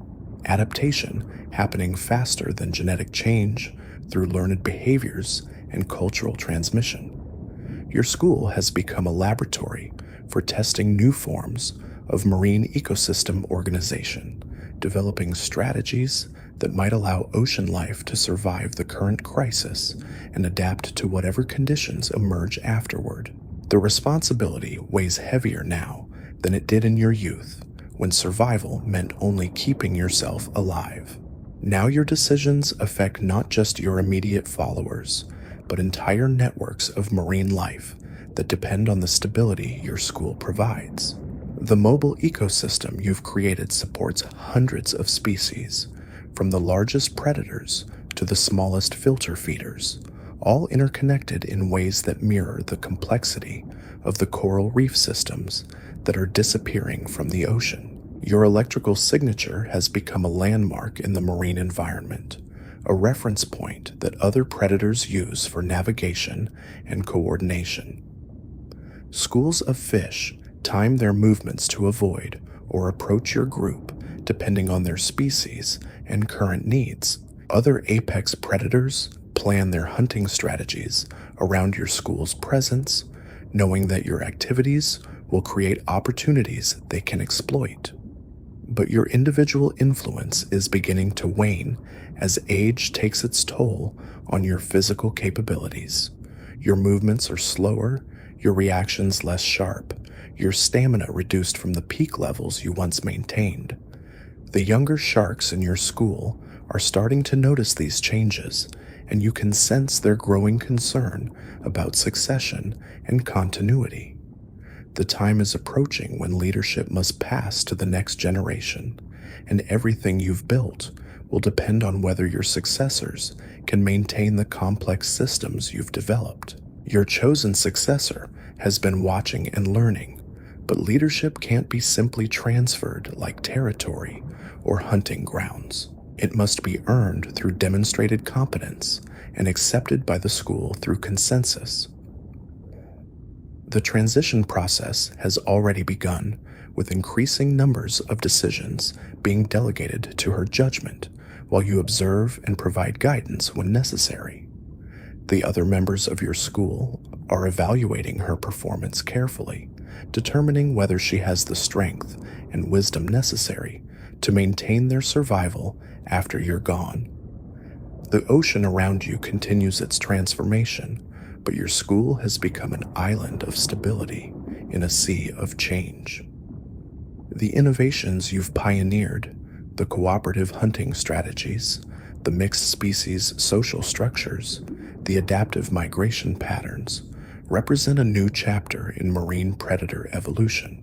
Your legacy swims beside you in the form of dozens of followers who've learned to thrive in conditions that would have destroyed previous generations of apex predators.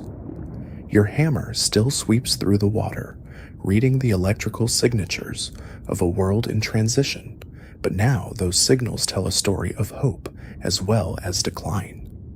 Within the chaos of environmental collapse, new forms of life and cooperation are emerging. Your school represents proof that marine ecosystems can adapt and evolve, that predator-prey relationships can be restructured, that cooperation can triumph over competition when survival itself is at stake. The future remains uncertain, but your influence will persist long after your individual presence is gone. The behavioral patterns you've established, the social structures you've created, the survival strategies you've pioneered, all of these innovations have been encoded in the collective memory of your followers and will be passed on to future generations. Your school has become more than just a group of predators. It's evolved into a new form of marine institution that could serve as a model for apex predator survival in the transformed ocean of the future. The changes in your body become impossible to ignore. Your once powerful tail beats with less force, requiring more effort to maintain the speeds that once came naturally. Your hammer, scarred from decades of combat and worn smooth from constant use, still functions as a precision instrument, but the electrical signals it processes seem fainter somehow, as if the ocean itself is losing its voice. Your school notices these changes before you're willing to acknowledge them. During hunts, younger sharks begin positioning themselves closer to you, ready to assist if your strikes fall short or your timing falters. It's not disrespect, it's protection, the same instinctive care you once showed to aging members of previous schools. The circle of predator life continues, but now you're moving from the role of protector to protected. Your successor handles more decisions each day, and her confidence grows with each successful hunt she coordinates. She's developed her own style of leadership, less aggressive than yours, but equally effective. Where you ruled through demonstrated strength and tactical brilliance, she leads through consensus building and diplomatic finesse. The school responds well to her approach, perhaps recognizing that the changing ocean requires different leadership qualities than those that served in your prime. A massive storm system tests the school's cohesion under her command. The hurricane churns surface waters into chaos, sending pressure waves deep into your domain and disrupting the electrical fields you depend on for navigation. Debris from the surface world, plastic fragments, chemical containers, pieces of destroyed human infrastructure, rains down through the water column like toxic snow. Your successor makes the crucial decision to dive deeper than the school has ever gone, seeking calmer waters in the abyssal depths. It's a risk that could separate the group permanently, but staying in the storm-churned shallows would be suicide. The descent takes hours, your followers struggling against crushing pressure and absolute darkness as they follow her electrical signature deeper into the unknown. In the depths, you encounter creatures that exist beyond the reach of surface storms and human interference. Bioluminescent jellies drift through the darkness like living constellations, their bodies pulsing with light patterns that create an alien beauty. Giant tube worms cluster around volcanic vents, thriving in waters hot enough to cook flesh. The electrical signatures here are strange and unfamiliar, but they represent life forms that have remained unchanged for millions of years. Your school shelters in this deep sanctuary for days while the storm passes overhead. The experience changes everyone involved, proving that survival now requires venturing into environments your species never evolved to inhabit. Your successor's decision to risk the deep water journey saves the entire school, cementing her authority in ways that no amount of hunting success could achieve. When you finally return to familiar depths, the storm's aftermath reveals the extent of surface world damage to marine environments. Entire reef systems have been scoured bare by hurricane-driven debris. Chemical spills from damaged industrial facilities create dead zones that stretch for miles. The electrical signatures of countless small organisms have simply vanished, their communities destroyed by forces they had no ability to escape or resist. Your school finds itself increasingly isolated in pockets of healthy water, surrounded by expanding zones of contamination. The migration routes you've used for years become death traps filled with plastic waste and toxic chemicals. Traditional hunting grounds transform into underwater graveyards where the skeletal remains of coral formations stand like monuments to a more abundant past.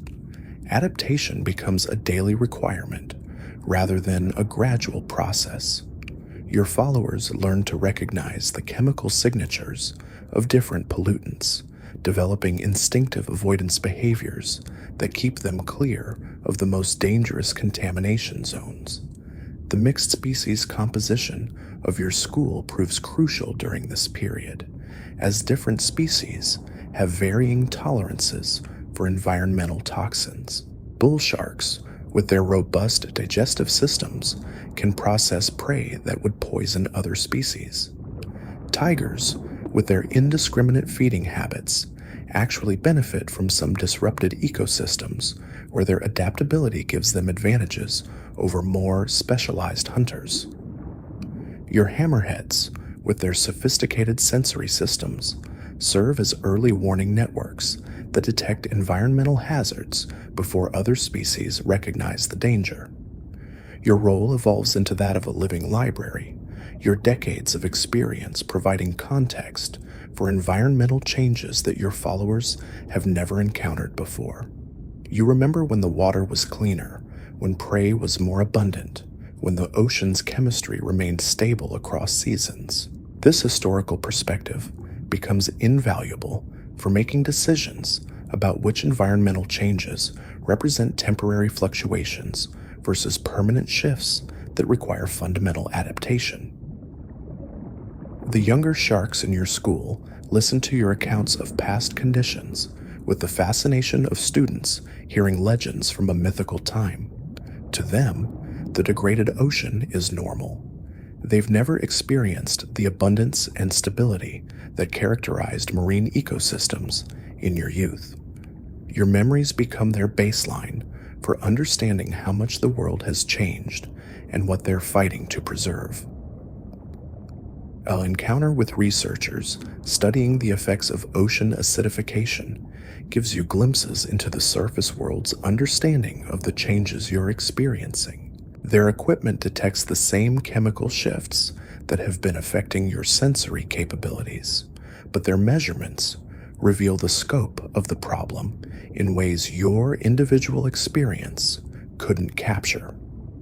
The ocean's fundamental chemistry is changing faster than most marine life can adapt, creating conditions that haven't existed for millions of years. The research team follows your school for weeks, documenting how large predator groups are adapting to environmental changes. Their underwater cameras capture your coordinated hunting techniques. Their chemical sensors track the pollutants your school encounters and avoids. You begin to understand that surface dwellers are finally recognizing the magnitude of the crisis they've created, but their understanding comes decades too late to prevent the worst effects. Your school becomes a case study in successful adaptation, proof that marine predators can modify their behaviors fast enough to survive rapid environmental change. But you also represent something more troubling, evidence of how much the ocean has had to change to accommodate the damage inflicted by surface activities. Your innovations aren't just survival strategies, they're symptoms of ecosystem collapse. The weight of this realization affects your followers differently. Some become more aggressive, as if fighting harder against prey could somehow restore the abundance they've never experienced. Others grow more cooperative, understanding instinctively that survival now depends on mutual support rather than individual dominance.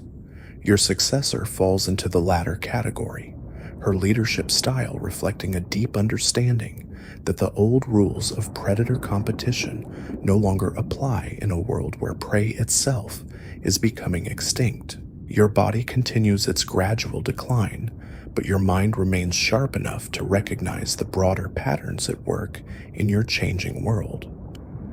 The ocean is transforming into something unprecedented in evolutionary history, an environment where the fundamental rules of marine life are being rewritten by forces beyond biological control. Your school's survival depends not just on adapting to these changes, but on helping to create new forms of marine ecosystem that can function under completely altered conditions. The electrical signatures you detect tell an increasingly complex story of death and rebirth, destruction and innovation. Species that thrived for millions of years disappear within seasons, while others explode into population booms as their competitors vanish. Invasive organisms spread through weakened ecosystems like infections, displacing native species faster than natural selection can respond. The ocean is becoming a laboratory for accelerated evolution, with your school serving as both subject and experimenter in this unprecedented biological transformation. Your legacy has already begun spreading beyond your immediate followers. Other predator groups adopt the cooperative hunting strategies you pioneered, creating networks of mixed species schools that span entire ocean basins. The communication methods your school developed become standard techniques for coordinating large predator groups. Your innovations propagate through marine ecosystems like beneficial mutations, increasing the survival chances of countless predators who never directly encountered your leadership, but your individual influence is waning as your physical capabilities decline. Younger sharks now lead most hunts, with your role shifting toward strategic guidance and conflict resolution. Your successor handles the day-to-day decisions that keep the school functional, while you focus on long-term planning and the complex negotiations required to maintain relationships with other predator groups in an increasingly competitive environment. The transition accelerates when a hunting injury leaves you unable to participate in active predation. A stingray's barb, driven deep into your flank during what should have been a routine hunt, introduces toxins that your aging body can't efficiently process. The wound heals slowly, leaving you weakened and dependent on your followers for food for the first time since your juvenile years. Your successor steps fully into the leadership role during your recovery, making decisions that affect the entire school's survival without consulting you. Her choices prove sound. She navigates the school away from a toxic algae bloom that could have killed dozens of followers, negotiates a territorial agreement with a rival group that avoids a potentially devastating conflict, and coordinates a successful hunt on a rare school of healthy tuna that provides crucial nutrition during a period of prey scarcity. When you finally recover enough to resume limited activity, the power transition is complete. The school responds to her electrical signals with the same automatic obedience they once showed to your commands. Your role has permanently shifted from leader to advisor, a position that carries respect but not authority. The change is both humbling and relieving. The constant responsibility for dozens of lives has finally passed to someone younger and stronger.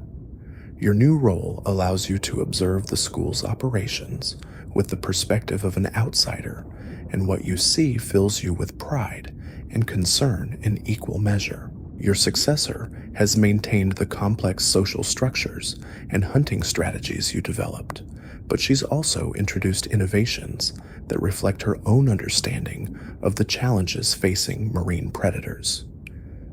Her leadership style emphasizes consensus and cooperation over dominance and competition, creating a school culture that's more resilient but potentially less decisive in crisis situations.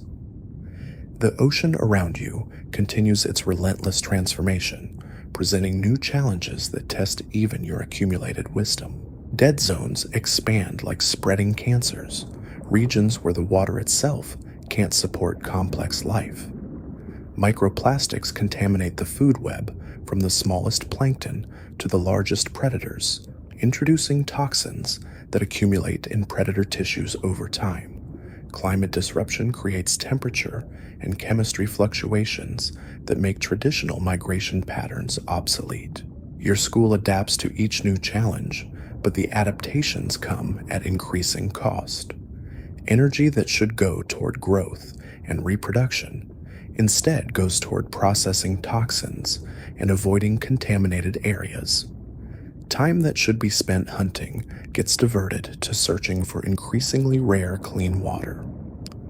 Social behaviors that once served to establish hierarchies and mating rights now focus primarily on information sharing and mutual protection. The younger generation of sharks in your school has never known anything but crisis and adaptation. To them, the constant struggle against environmental degradation is normal life, not an aberration to be overcome. They've developed instincts and behaviors that would seem paranoid to sharks from earlier generations, but these traits are exactly what's needed for survival in the transformed ocean. Your own instincts, honed over decades of experience in more stable conditions, sometimes conflict with the rapid adaptation strategies your followers employ. You find yourself learning from sharks who are young enough to be your offspring incorporating their innovations into your own understanding of how marine predators must evolve to survive.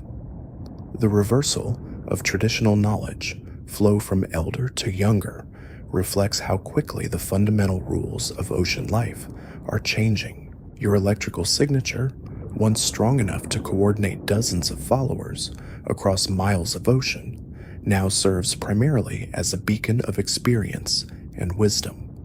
Younger sharks seek you out for advice on complex decisions, but they no longer depend on your direct leadership for survival. Your influence has become consultative rather than directive, offering perspective rather than commands.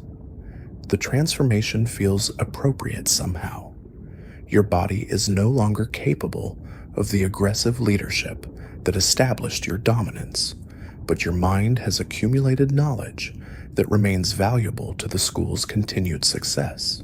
The balance between physical decline and intellectual contribution reflects the natural progression of apex predator life cycles, even in an environment that has accelerated beyond all natural precedent. Your school continues to grow despite the challenging conditions, attracting new members who recognize that cooperative survival strategies offer better prospects than solitary hunting.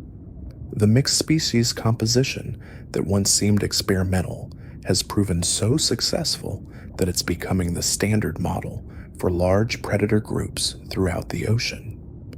Your innovation has evolved into a new form of marine ecosystem organization, but growth brings complexity that tests your successor's leadership abilities in ways your own tenure never faced. Managing 87 large predators requires logistical skills that go far beyond hunting coordination.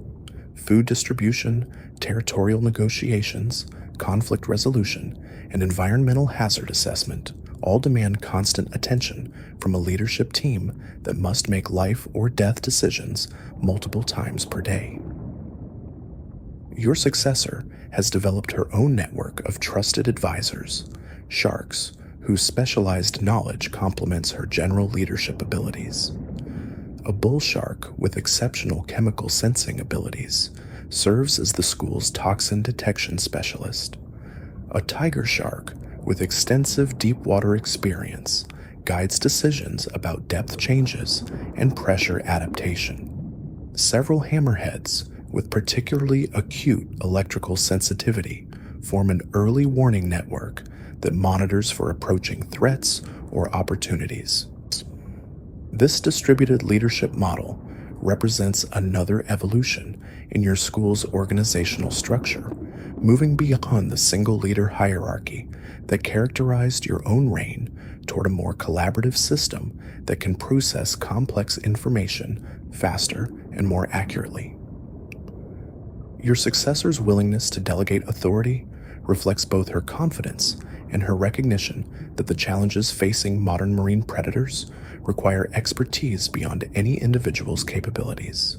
Your role within this new structure combines historical perspective with specialized knowledge of long-term environmental patterns.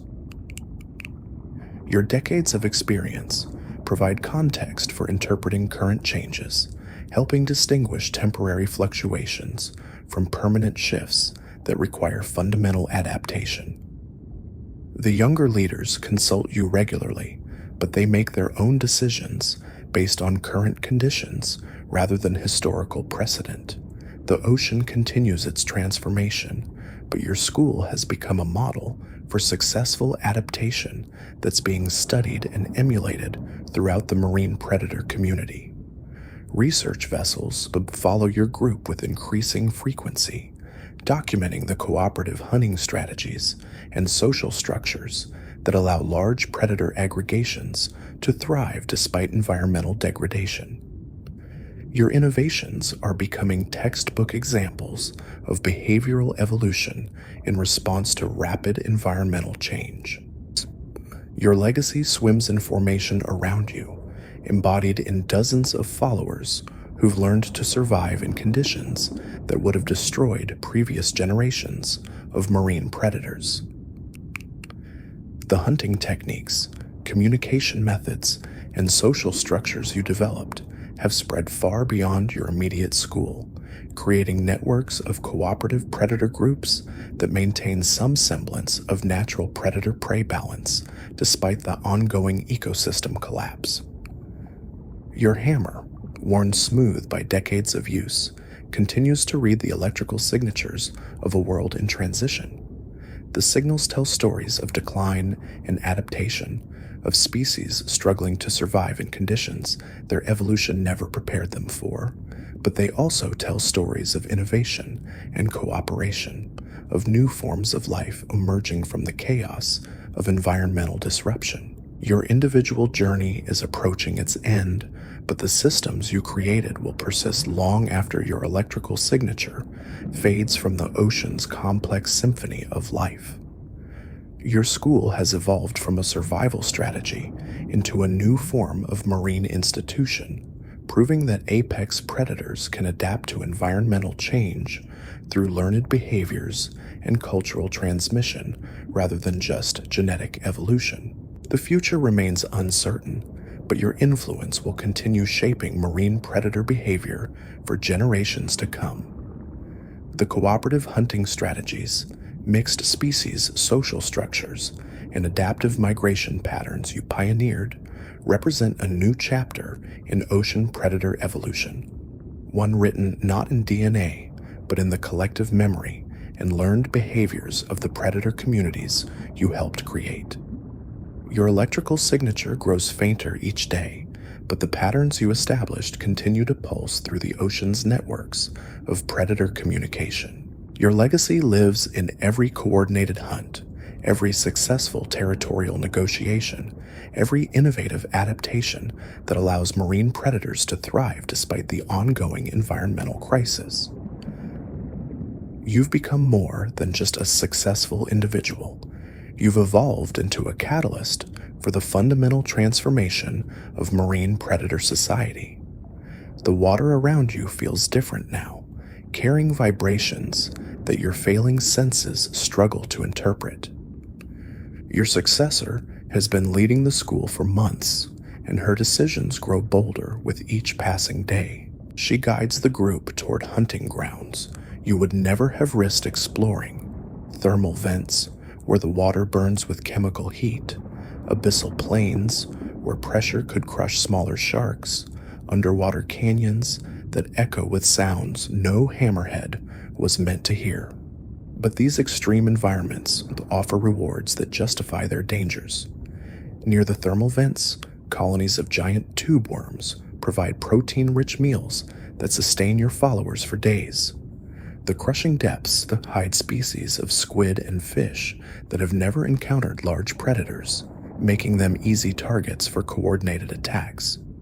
Even the echoing canyons serve a purpose, their acoustic properties allowing your school to communicate across distances that would be impossible in normal water. Your body tells the story of a life spent in constant motion, constant adaptation, constant survival. Every scar carries memory. Every worn surface maps 1,000 encounters with death and triumph. Your left pectoral fin, mangled in that ancient fight with the colossal squid, has become a landmark that younger sharks use to identify you from great distances. The notch in your dorsal fin, carved by a bull shark in your youth, has expanded through decades of subsequent battles until it resembles a battle standard worn proudly on your back. Your hammer bears the accumulated damage of countless hunts, its surface scarred and pitted from impacts with prey, predators, and environmental hazards. Yet it still functions with remarkable precision, detecting electrical signatures with an accuracy that amazes even your most experienced followers. Age has refined your sensory abilities, even as it has weakened your physical strength, creating a paradox where your declining body houses your most sophisticated neural processes. The younger sharks study these battle scars with the intensity of historians examining ancient texts, Each mark tells a story of survival against odds that would destroy lesser predators. They trace the patterns with their fins, memorizing the geography of your experiences, understanding that these wounds represent lessons learned at costs they can barely imagine. Your body has become a living library of predator knowledge, encoded in tissue and cartilage rather than words. Your successor approaches you during a lull in hunting activity, her electrical signature complex with patterns you've learned to recognize as respectful inquiry. She's facing a decision that tests the limits of her experience. A massive school of bluefin tuna has been detected moving through territory claimed by a coalition of great whites. The potential reward is enormous, but the risks are equally significant. A direct confrontation with multiple great whites could devastate your school, but allowing such a rich food source to pass unchallenged sends a message of weakness to other predator groups. You consider the variables with the methodical approach that age and experience have taught you. The great whites are powerful, but not particularly intelligent. They rely on size and aggression rather than strategy, making them predictable opponents if approached correctly. Your school's mixed species composition provides tactical advantages that pure great white groups can't match. Bulls can create chaos that tigers exploit, while hammerheads use superior sensing to coordinate attacks from multiple angles. But the equation includes factors beyond simple combat effectiveness. Your school is already stretched thin by the demands of feeding nearly 90 large predators in an environment where prey grows scarcer each season. A major battle would leave survivors weakened and vulnerable during the recovery period. The great whites might be willing to accept losses that your more complex social structure cannot sustain without permanent damage. Your electrical response carries the nuanced patterns that represent strategic thinking, refined over decades.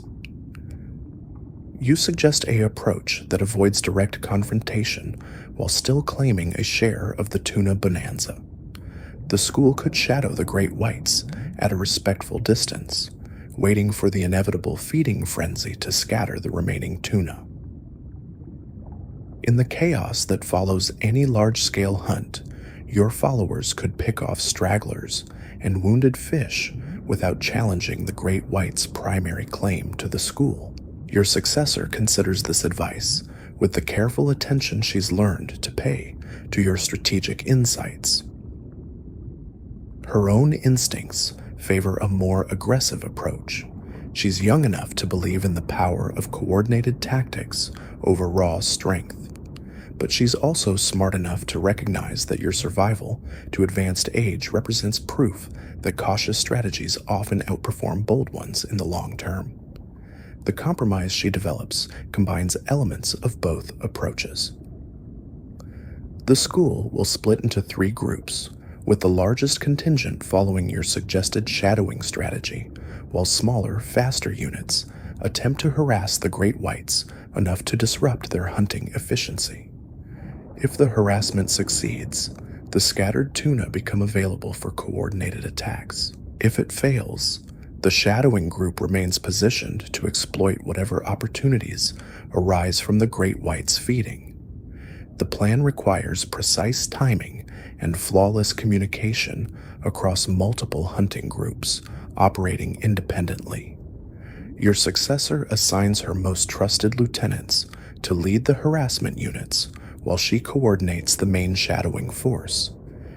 You remain with the primary group, your role limited to advisory consultation, but your presence provides psychological support for followers who still associate your electrical signature with successful leadership.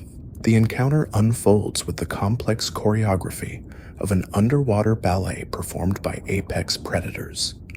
The great whites approach the tuna school with characteristic directness, their massive forms cutting through the water like living torpedoes.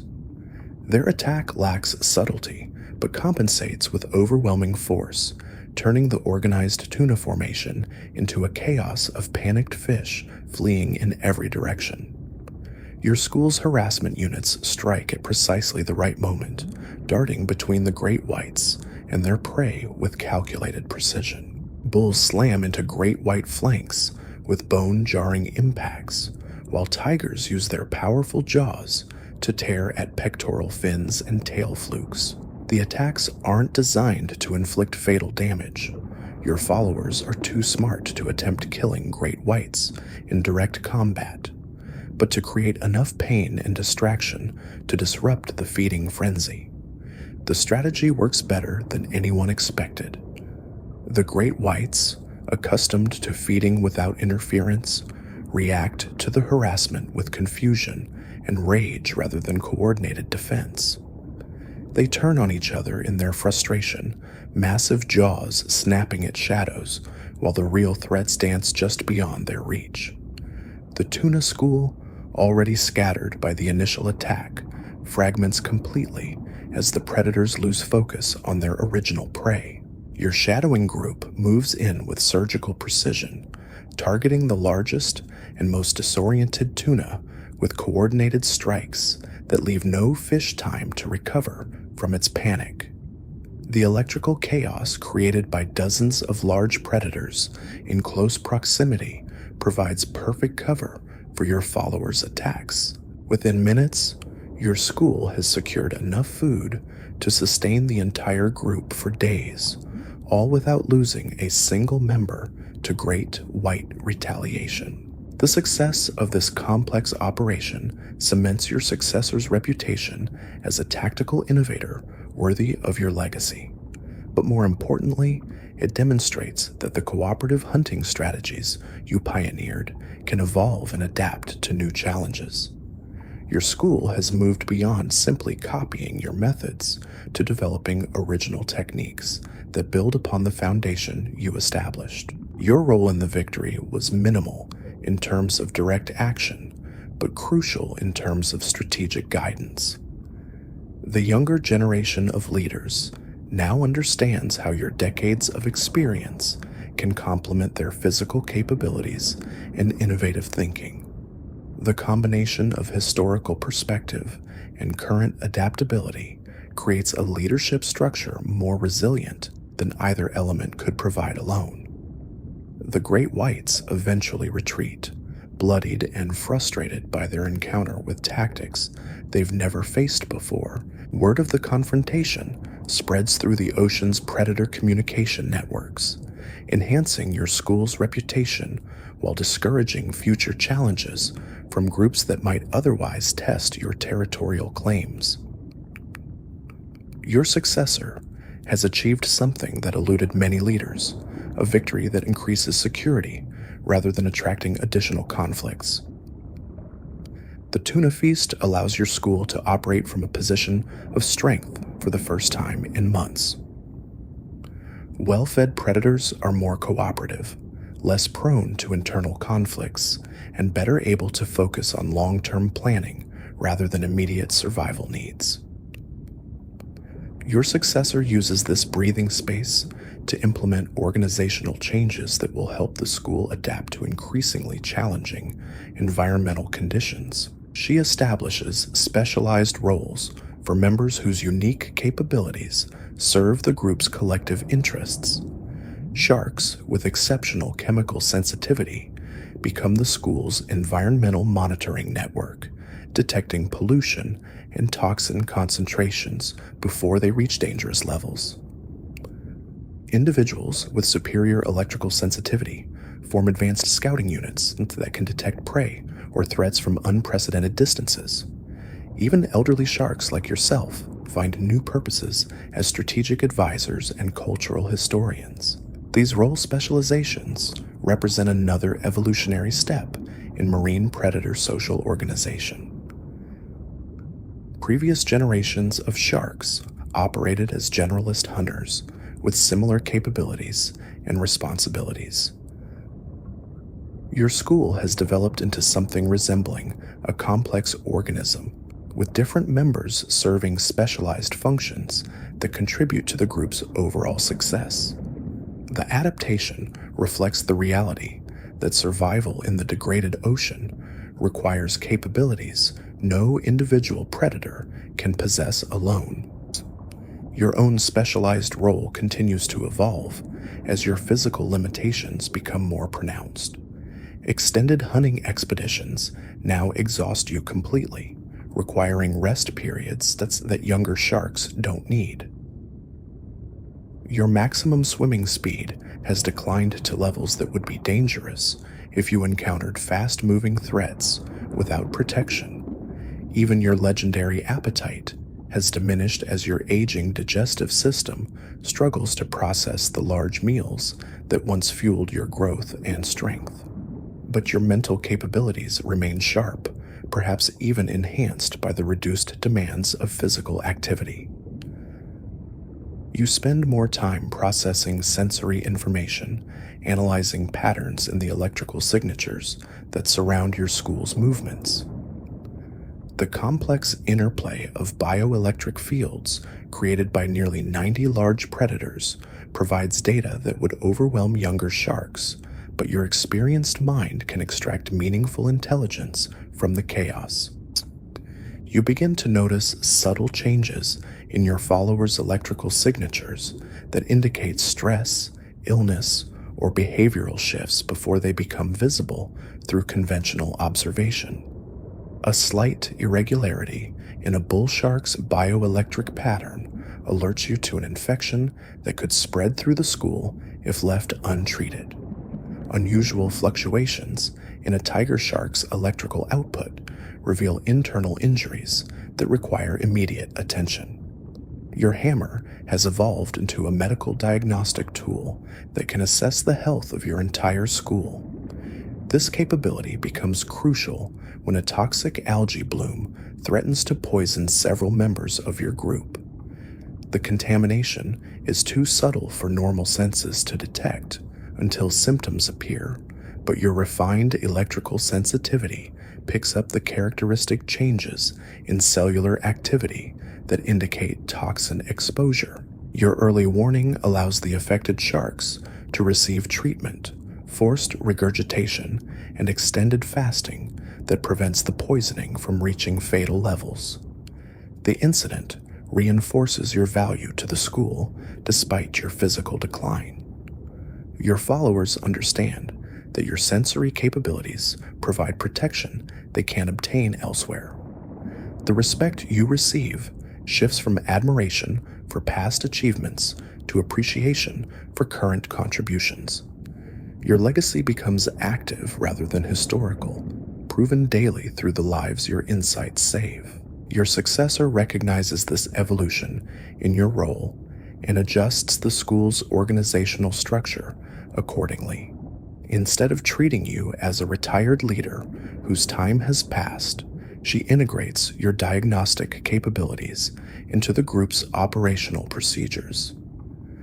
Routine health assessments become part of daily activities, with your electrical readings providing baseline data for tracking the long-term effects of environmental exposure on predator physiology. The data you collect reveals disturbing trends that confirm your worst fears about the ocean's deteriorating condition. Heavy metal concentrations in predator tissues are increasing at rates that suggest widespread contamination of the entire marine food web. Plastic particles appear in the digestive systems of sharks that have never approached human population centers, indicating that microplastic pollution has become unavoidable regardless of habitat choices. Even the deep water species your school encounters show signs of chemical exposure that shouldn't be possible at abyssal depths. Your findings provide crucial intelligence for your successor's strategic planning. Traditional hunting grounds that once seemed safe now require careful monitoring for contamination levels. Migration routes must account for seasonal pollution patterns that change based on surface weather and industrial activity. Even moult selection becomes complicated by the need to assess potential partners for genetic damage caused by environmental toxins. The complexity of these decisions would have overwhelmed earlier generations of marine predators, but your school has evolved information processing capabilities that allow it to function despite the challenging conditions. Multiple specialists contribute data that gets integrated into comprehensive environmental assessments. Your successor coordinates this information flow with the skill of a conductor directing a symphony, ensuring that crucial intelligence reaches decision makers before conditions become critical. Your school's success at adapting to environmental degradation attracts attention from research institutions that study marine ecosystem collapse. Sophisticated tracking devices monitor your movements with unprecedented precision, while underwater cameras document hunting behaviors and social interactions. The research provides insights into how apex predator populations might survive the current extinction event, but it also reveals the magnitude of changes required for that survival. The scientists following your school represent a new generation of human researchers who understand that marine predator conservation requires protecting entire ecosystem networks rather than individual species. Their work documents how your mixed species aggregation maintains predator-prey balance across multiple trophic levels, providing ecosystem services that prevent complete food web collapse in your territory. Your school has become a case study in functional ecosystem preservation under extreme environmental stress. But scientific interest brings unwanted attention from other human activities that view large predator aggregations as threats rather than conservation successes. Commercial fishing operations begin targeting your school's prey base more aggressively, recognizing that areas with healthy predator populations indicate productive fishing grounds. Military sonar exercises disrupt the electrical fields your school depends on for navigation and communication. Even ecotourism creates disturbances that affect your followers' behavior patterns. Your successor faces the unprecedented challenge of protecting the school from intelligent threats that operate according to incomprehensible motivations. Unlike natural predators, whose behavior follows predictable patterns, human activities seem random and destructive from a marine predator's perspective. Ships appear and disappear according to schedules no shark can anticipate. Underwater construction projects alter familiar territories without warning. Chemical releases create toxic zones that shift location based on currents and weather patterns no marine creature can predict. The school adapts by developing even more sophisticated intelligence networks that monitor human activity patterns. Certain followers specialize in recognizing the acoustic signatures of different vessel types, learning to distinguish between research ships, fishing boats, military craft, and recreational vehicles. Others focus on detecting the electromagnetic signatures of human technology, providing early warning of approaching sonar arrays or underwater construction equipment. Your own role in this intelligence network involves analyzing the long-term patterns of human behavior that younger sharks can't perceive. Your decades of observation have revealed cycles in human activity that correspond to seasonal changes, economic fluctuations, and political events. This historical perspective helps your successor predict when and where human interference is most likely to occur, allowing the school to adjust its movements accordingly. Your electrical signature fades gradually, like a distant star dimming in the ocean's vast darkness. The younger sharks around you continue their eternal dance of survival, but your part in that dance is ending. Your hammer, worn smooth by decades of encounters, still detects the bioelectric symphony of life around you, but the signals grow fainter with each passing day. Your successor leads the school with confidence now, her decisions no longer requiring your guidance. The mixed species coalition you built swims on without you, a living testament to the power of adaptation and cooperation in a world that demands both. Your body finally surrenders to the weight of time and battle scars, but your legacy lives on in every coordinated hunt, every strategic alliance, every innovation that helps marine predators survive in an ocean that no longer resembles the world you were born into. The patterns you established will pulse through predator society long after your individual presence fades, ensuring that the revolution you started will continue evolving, adapting, and thriving in whatever challenges the future may bring.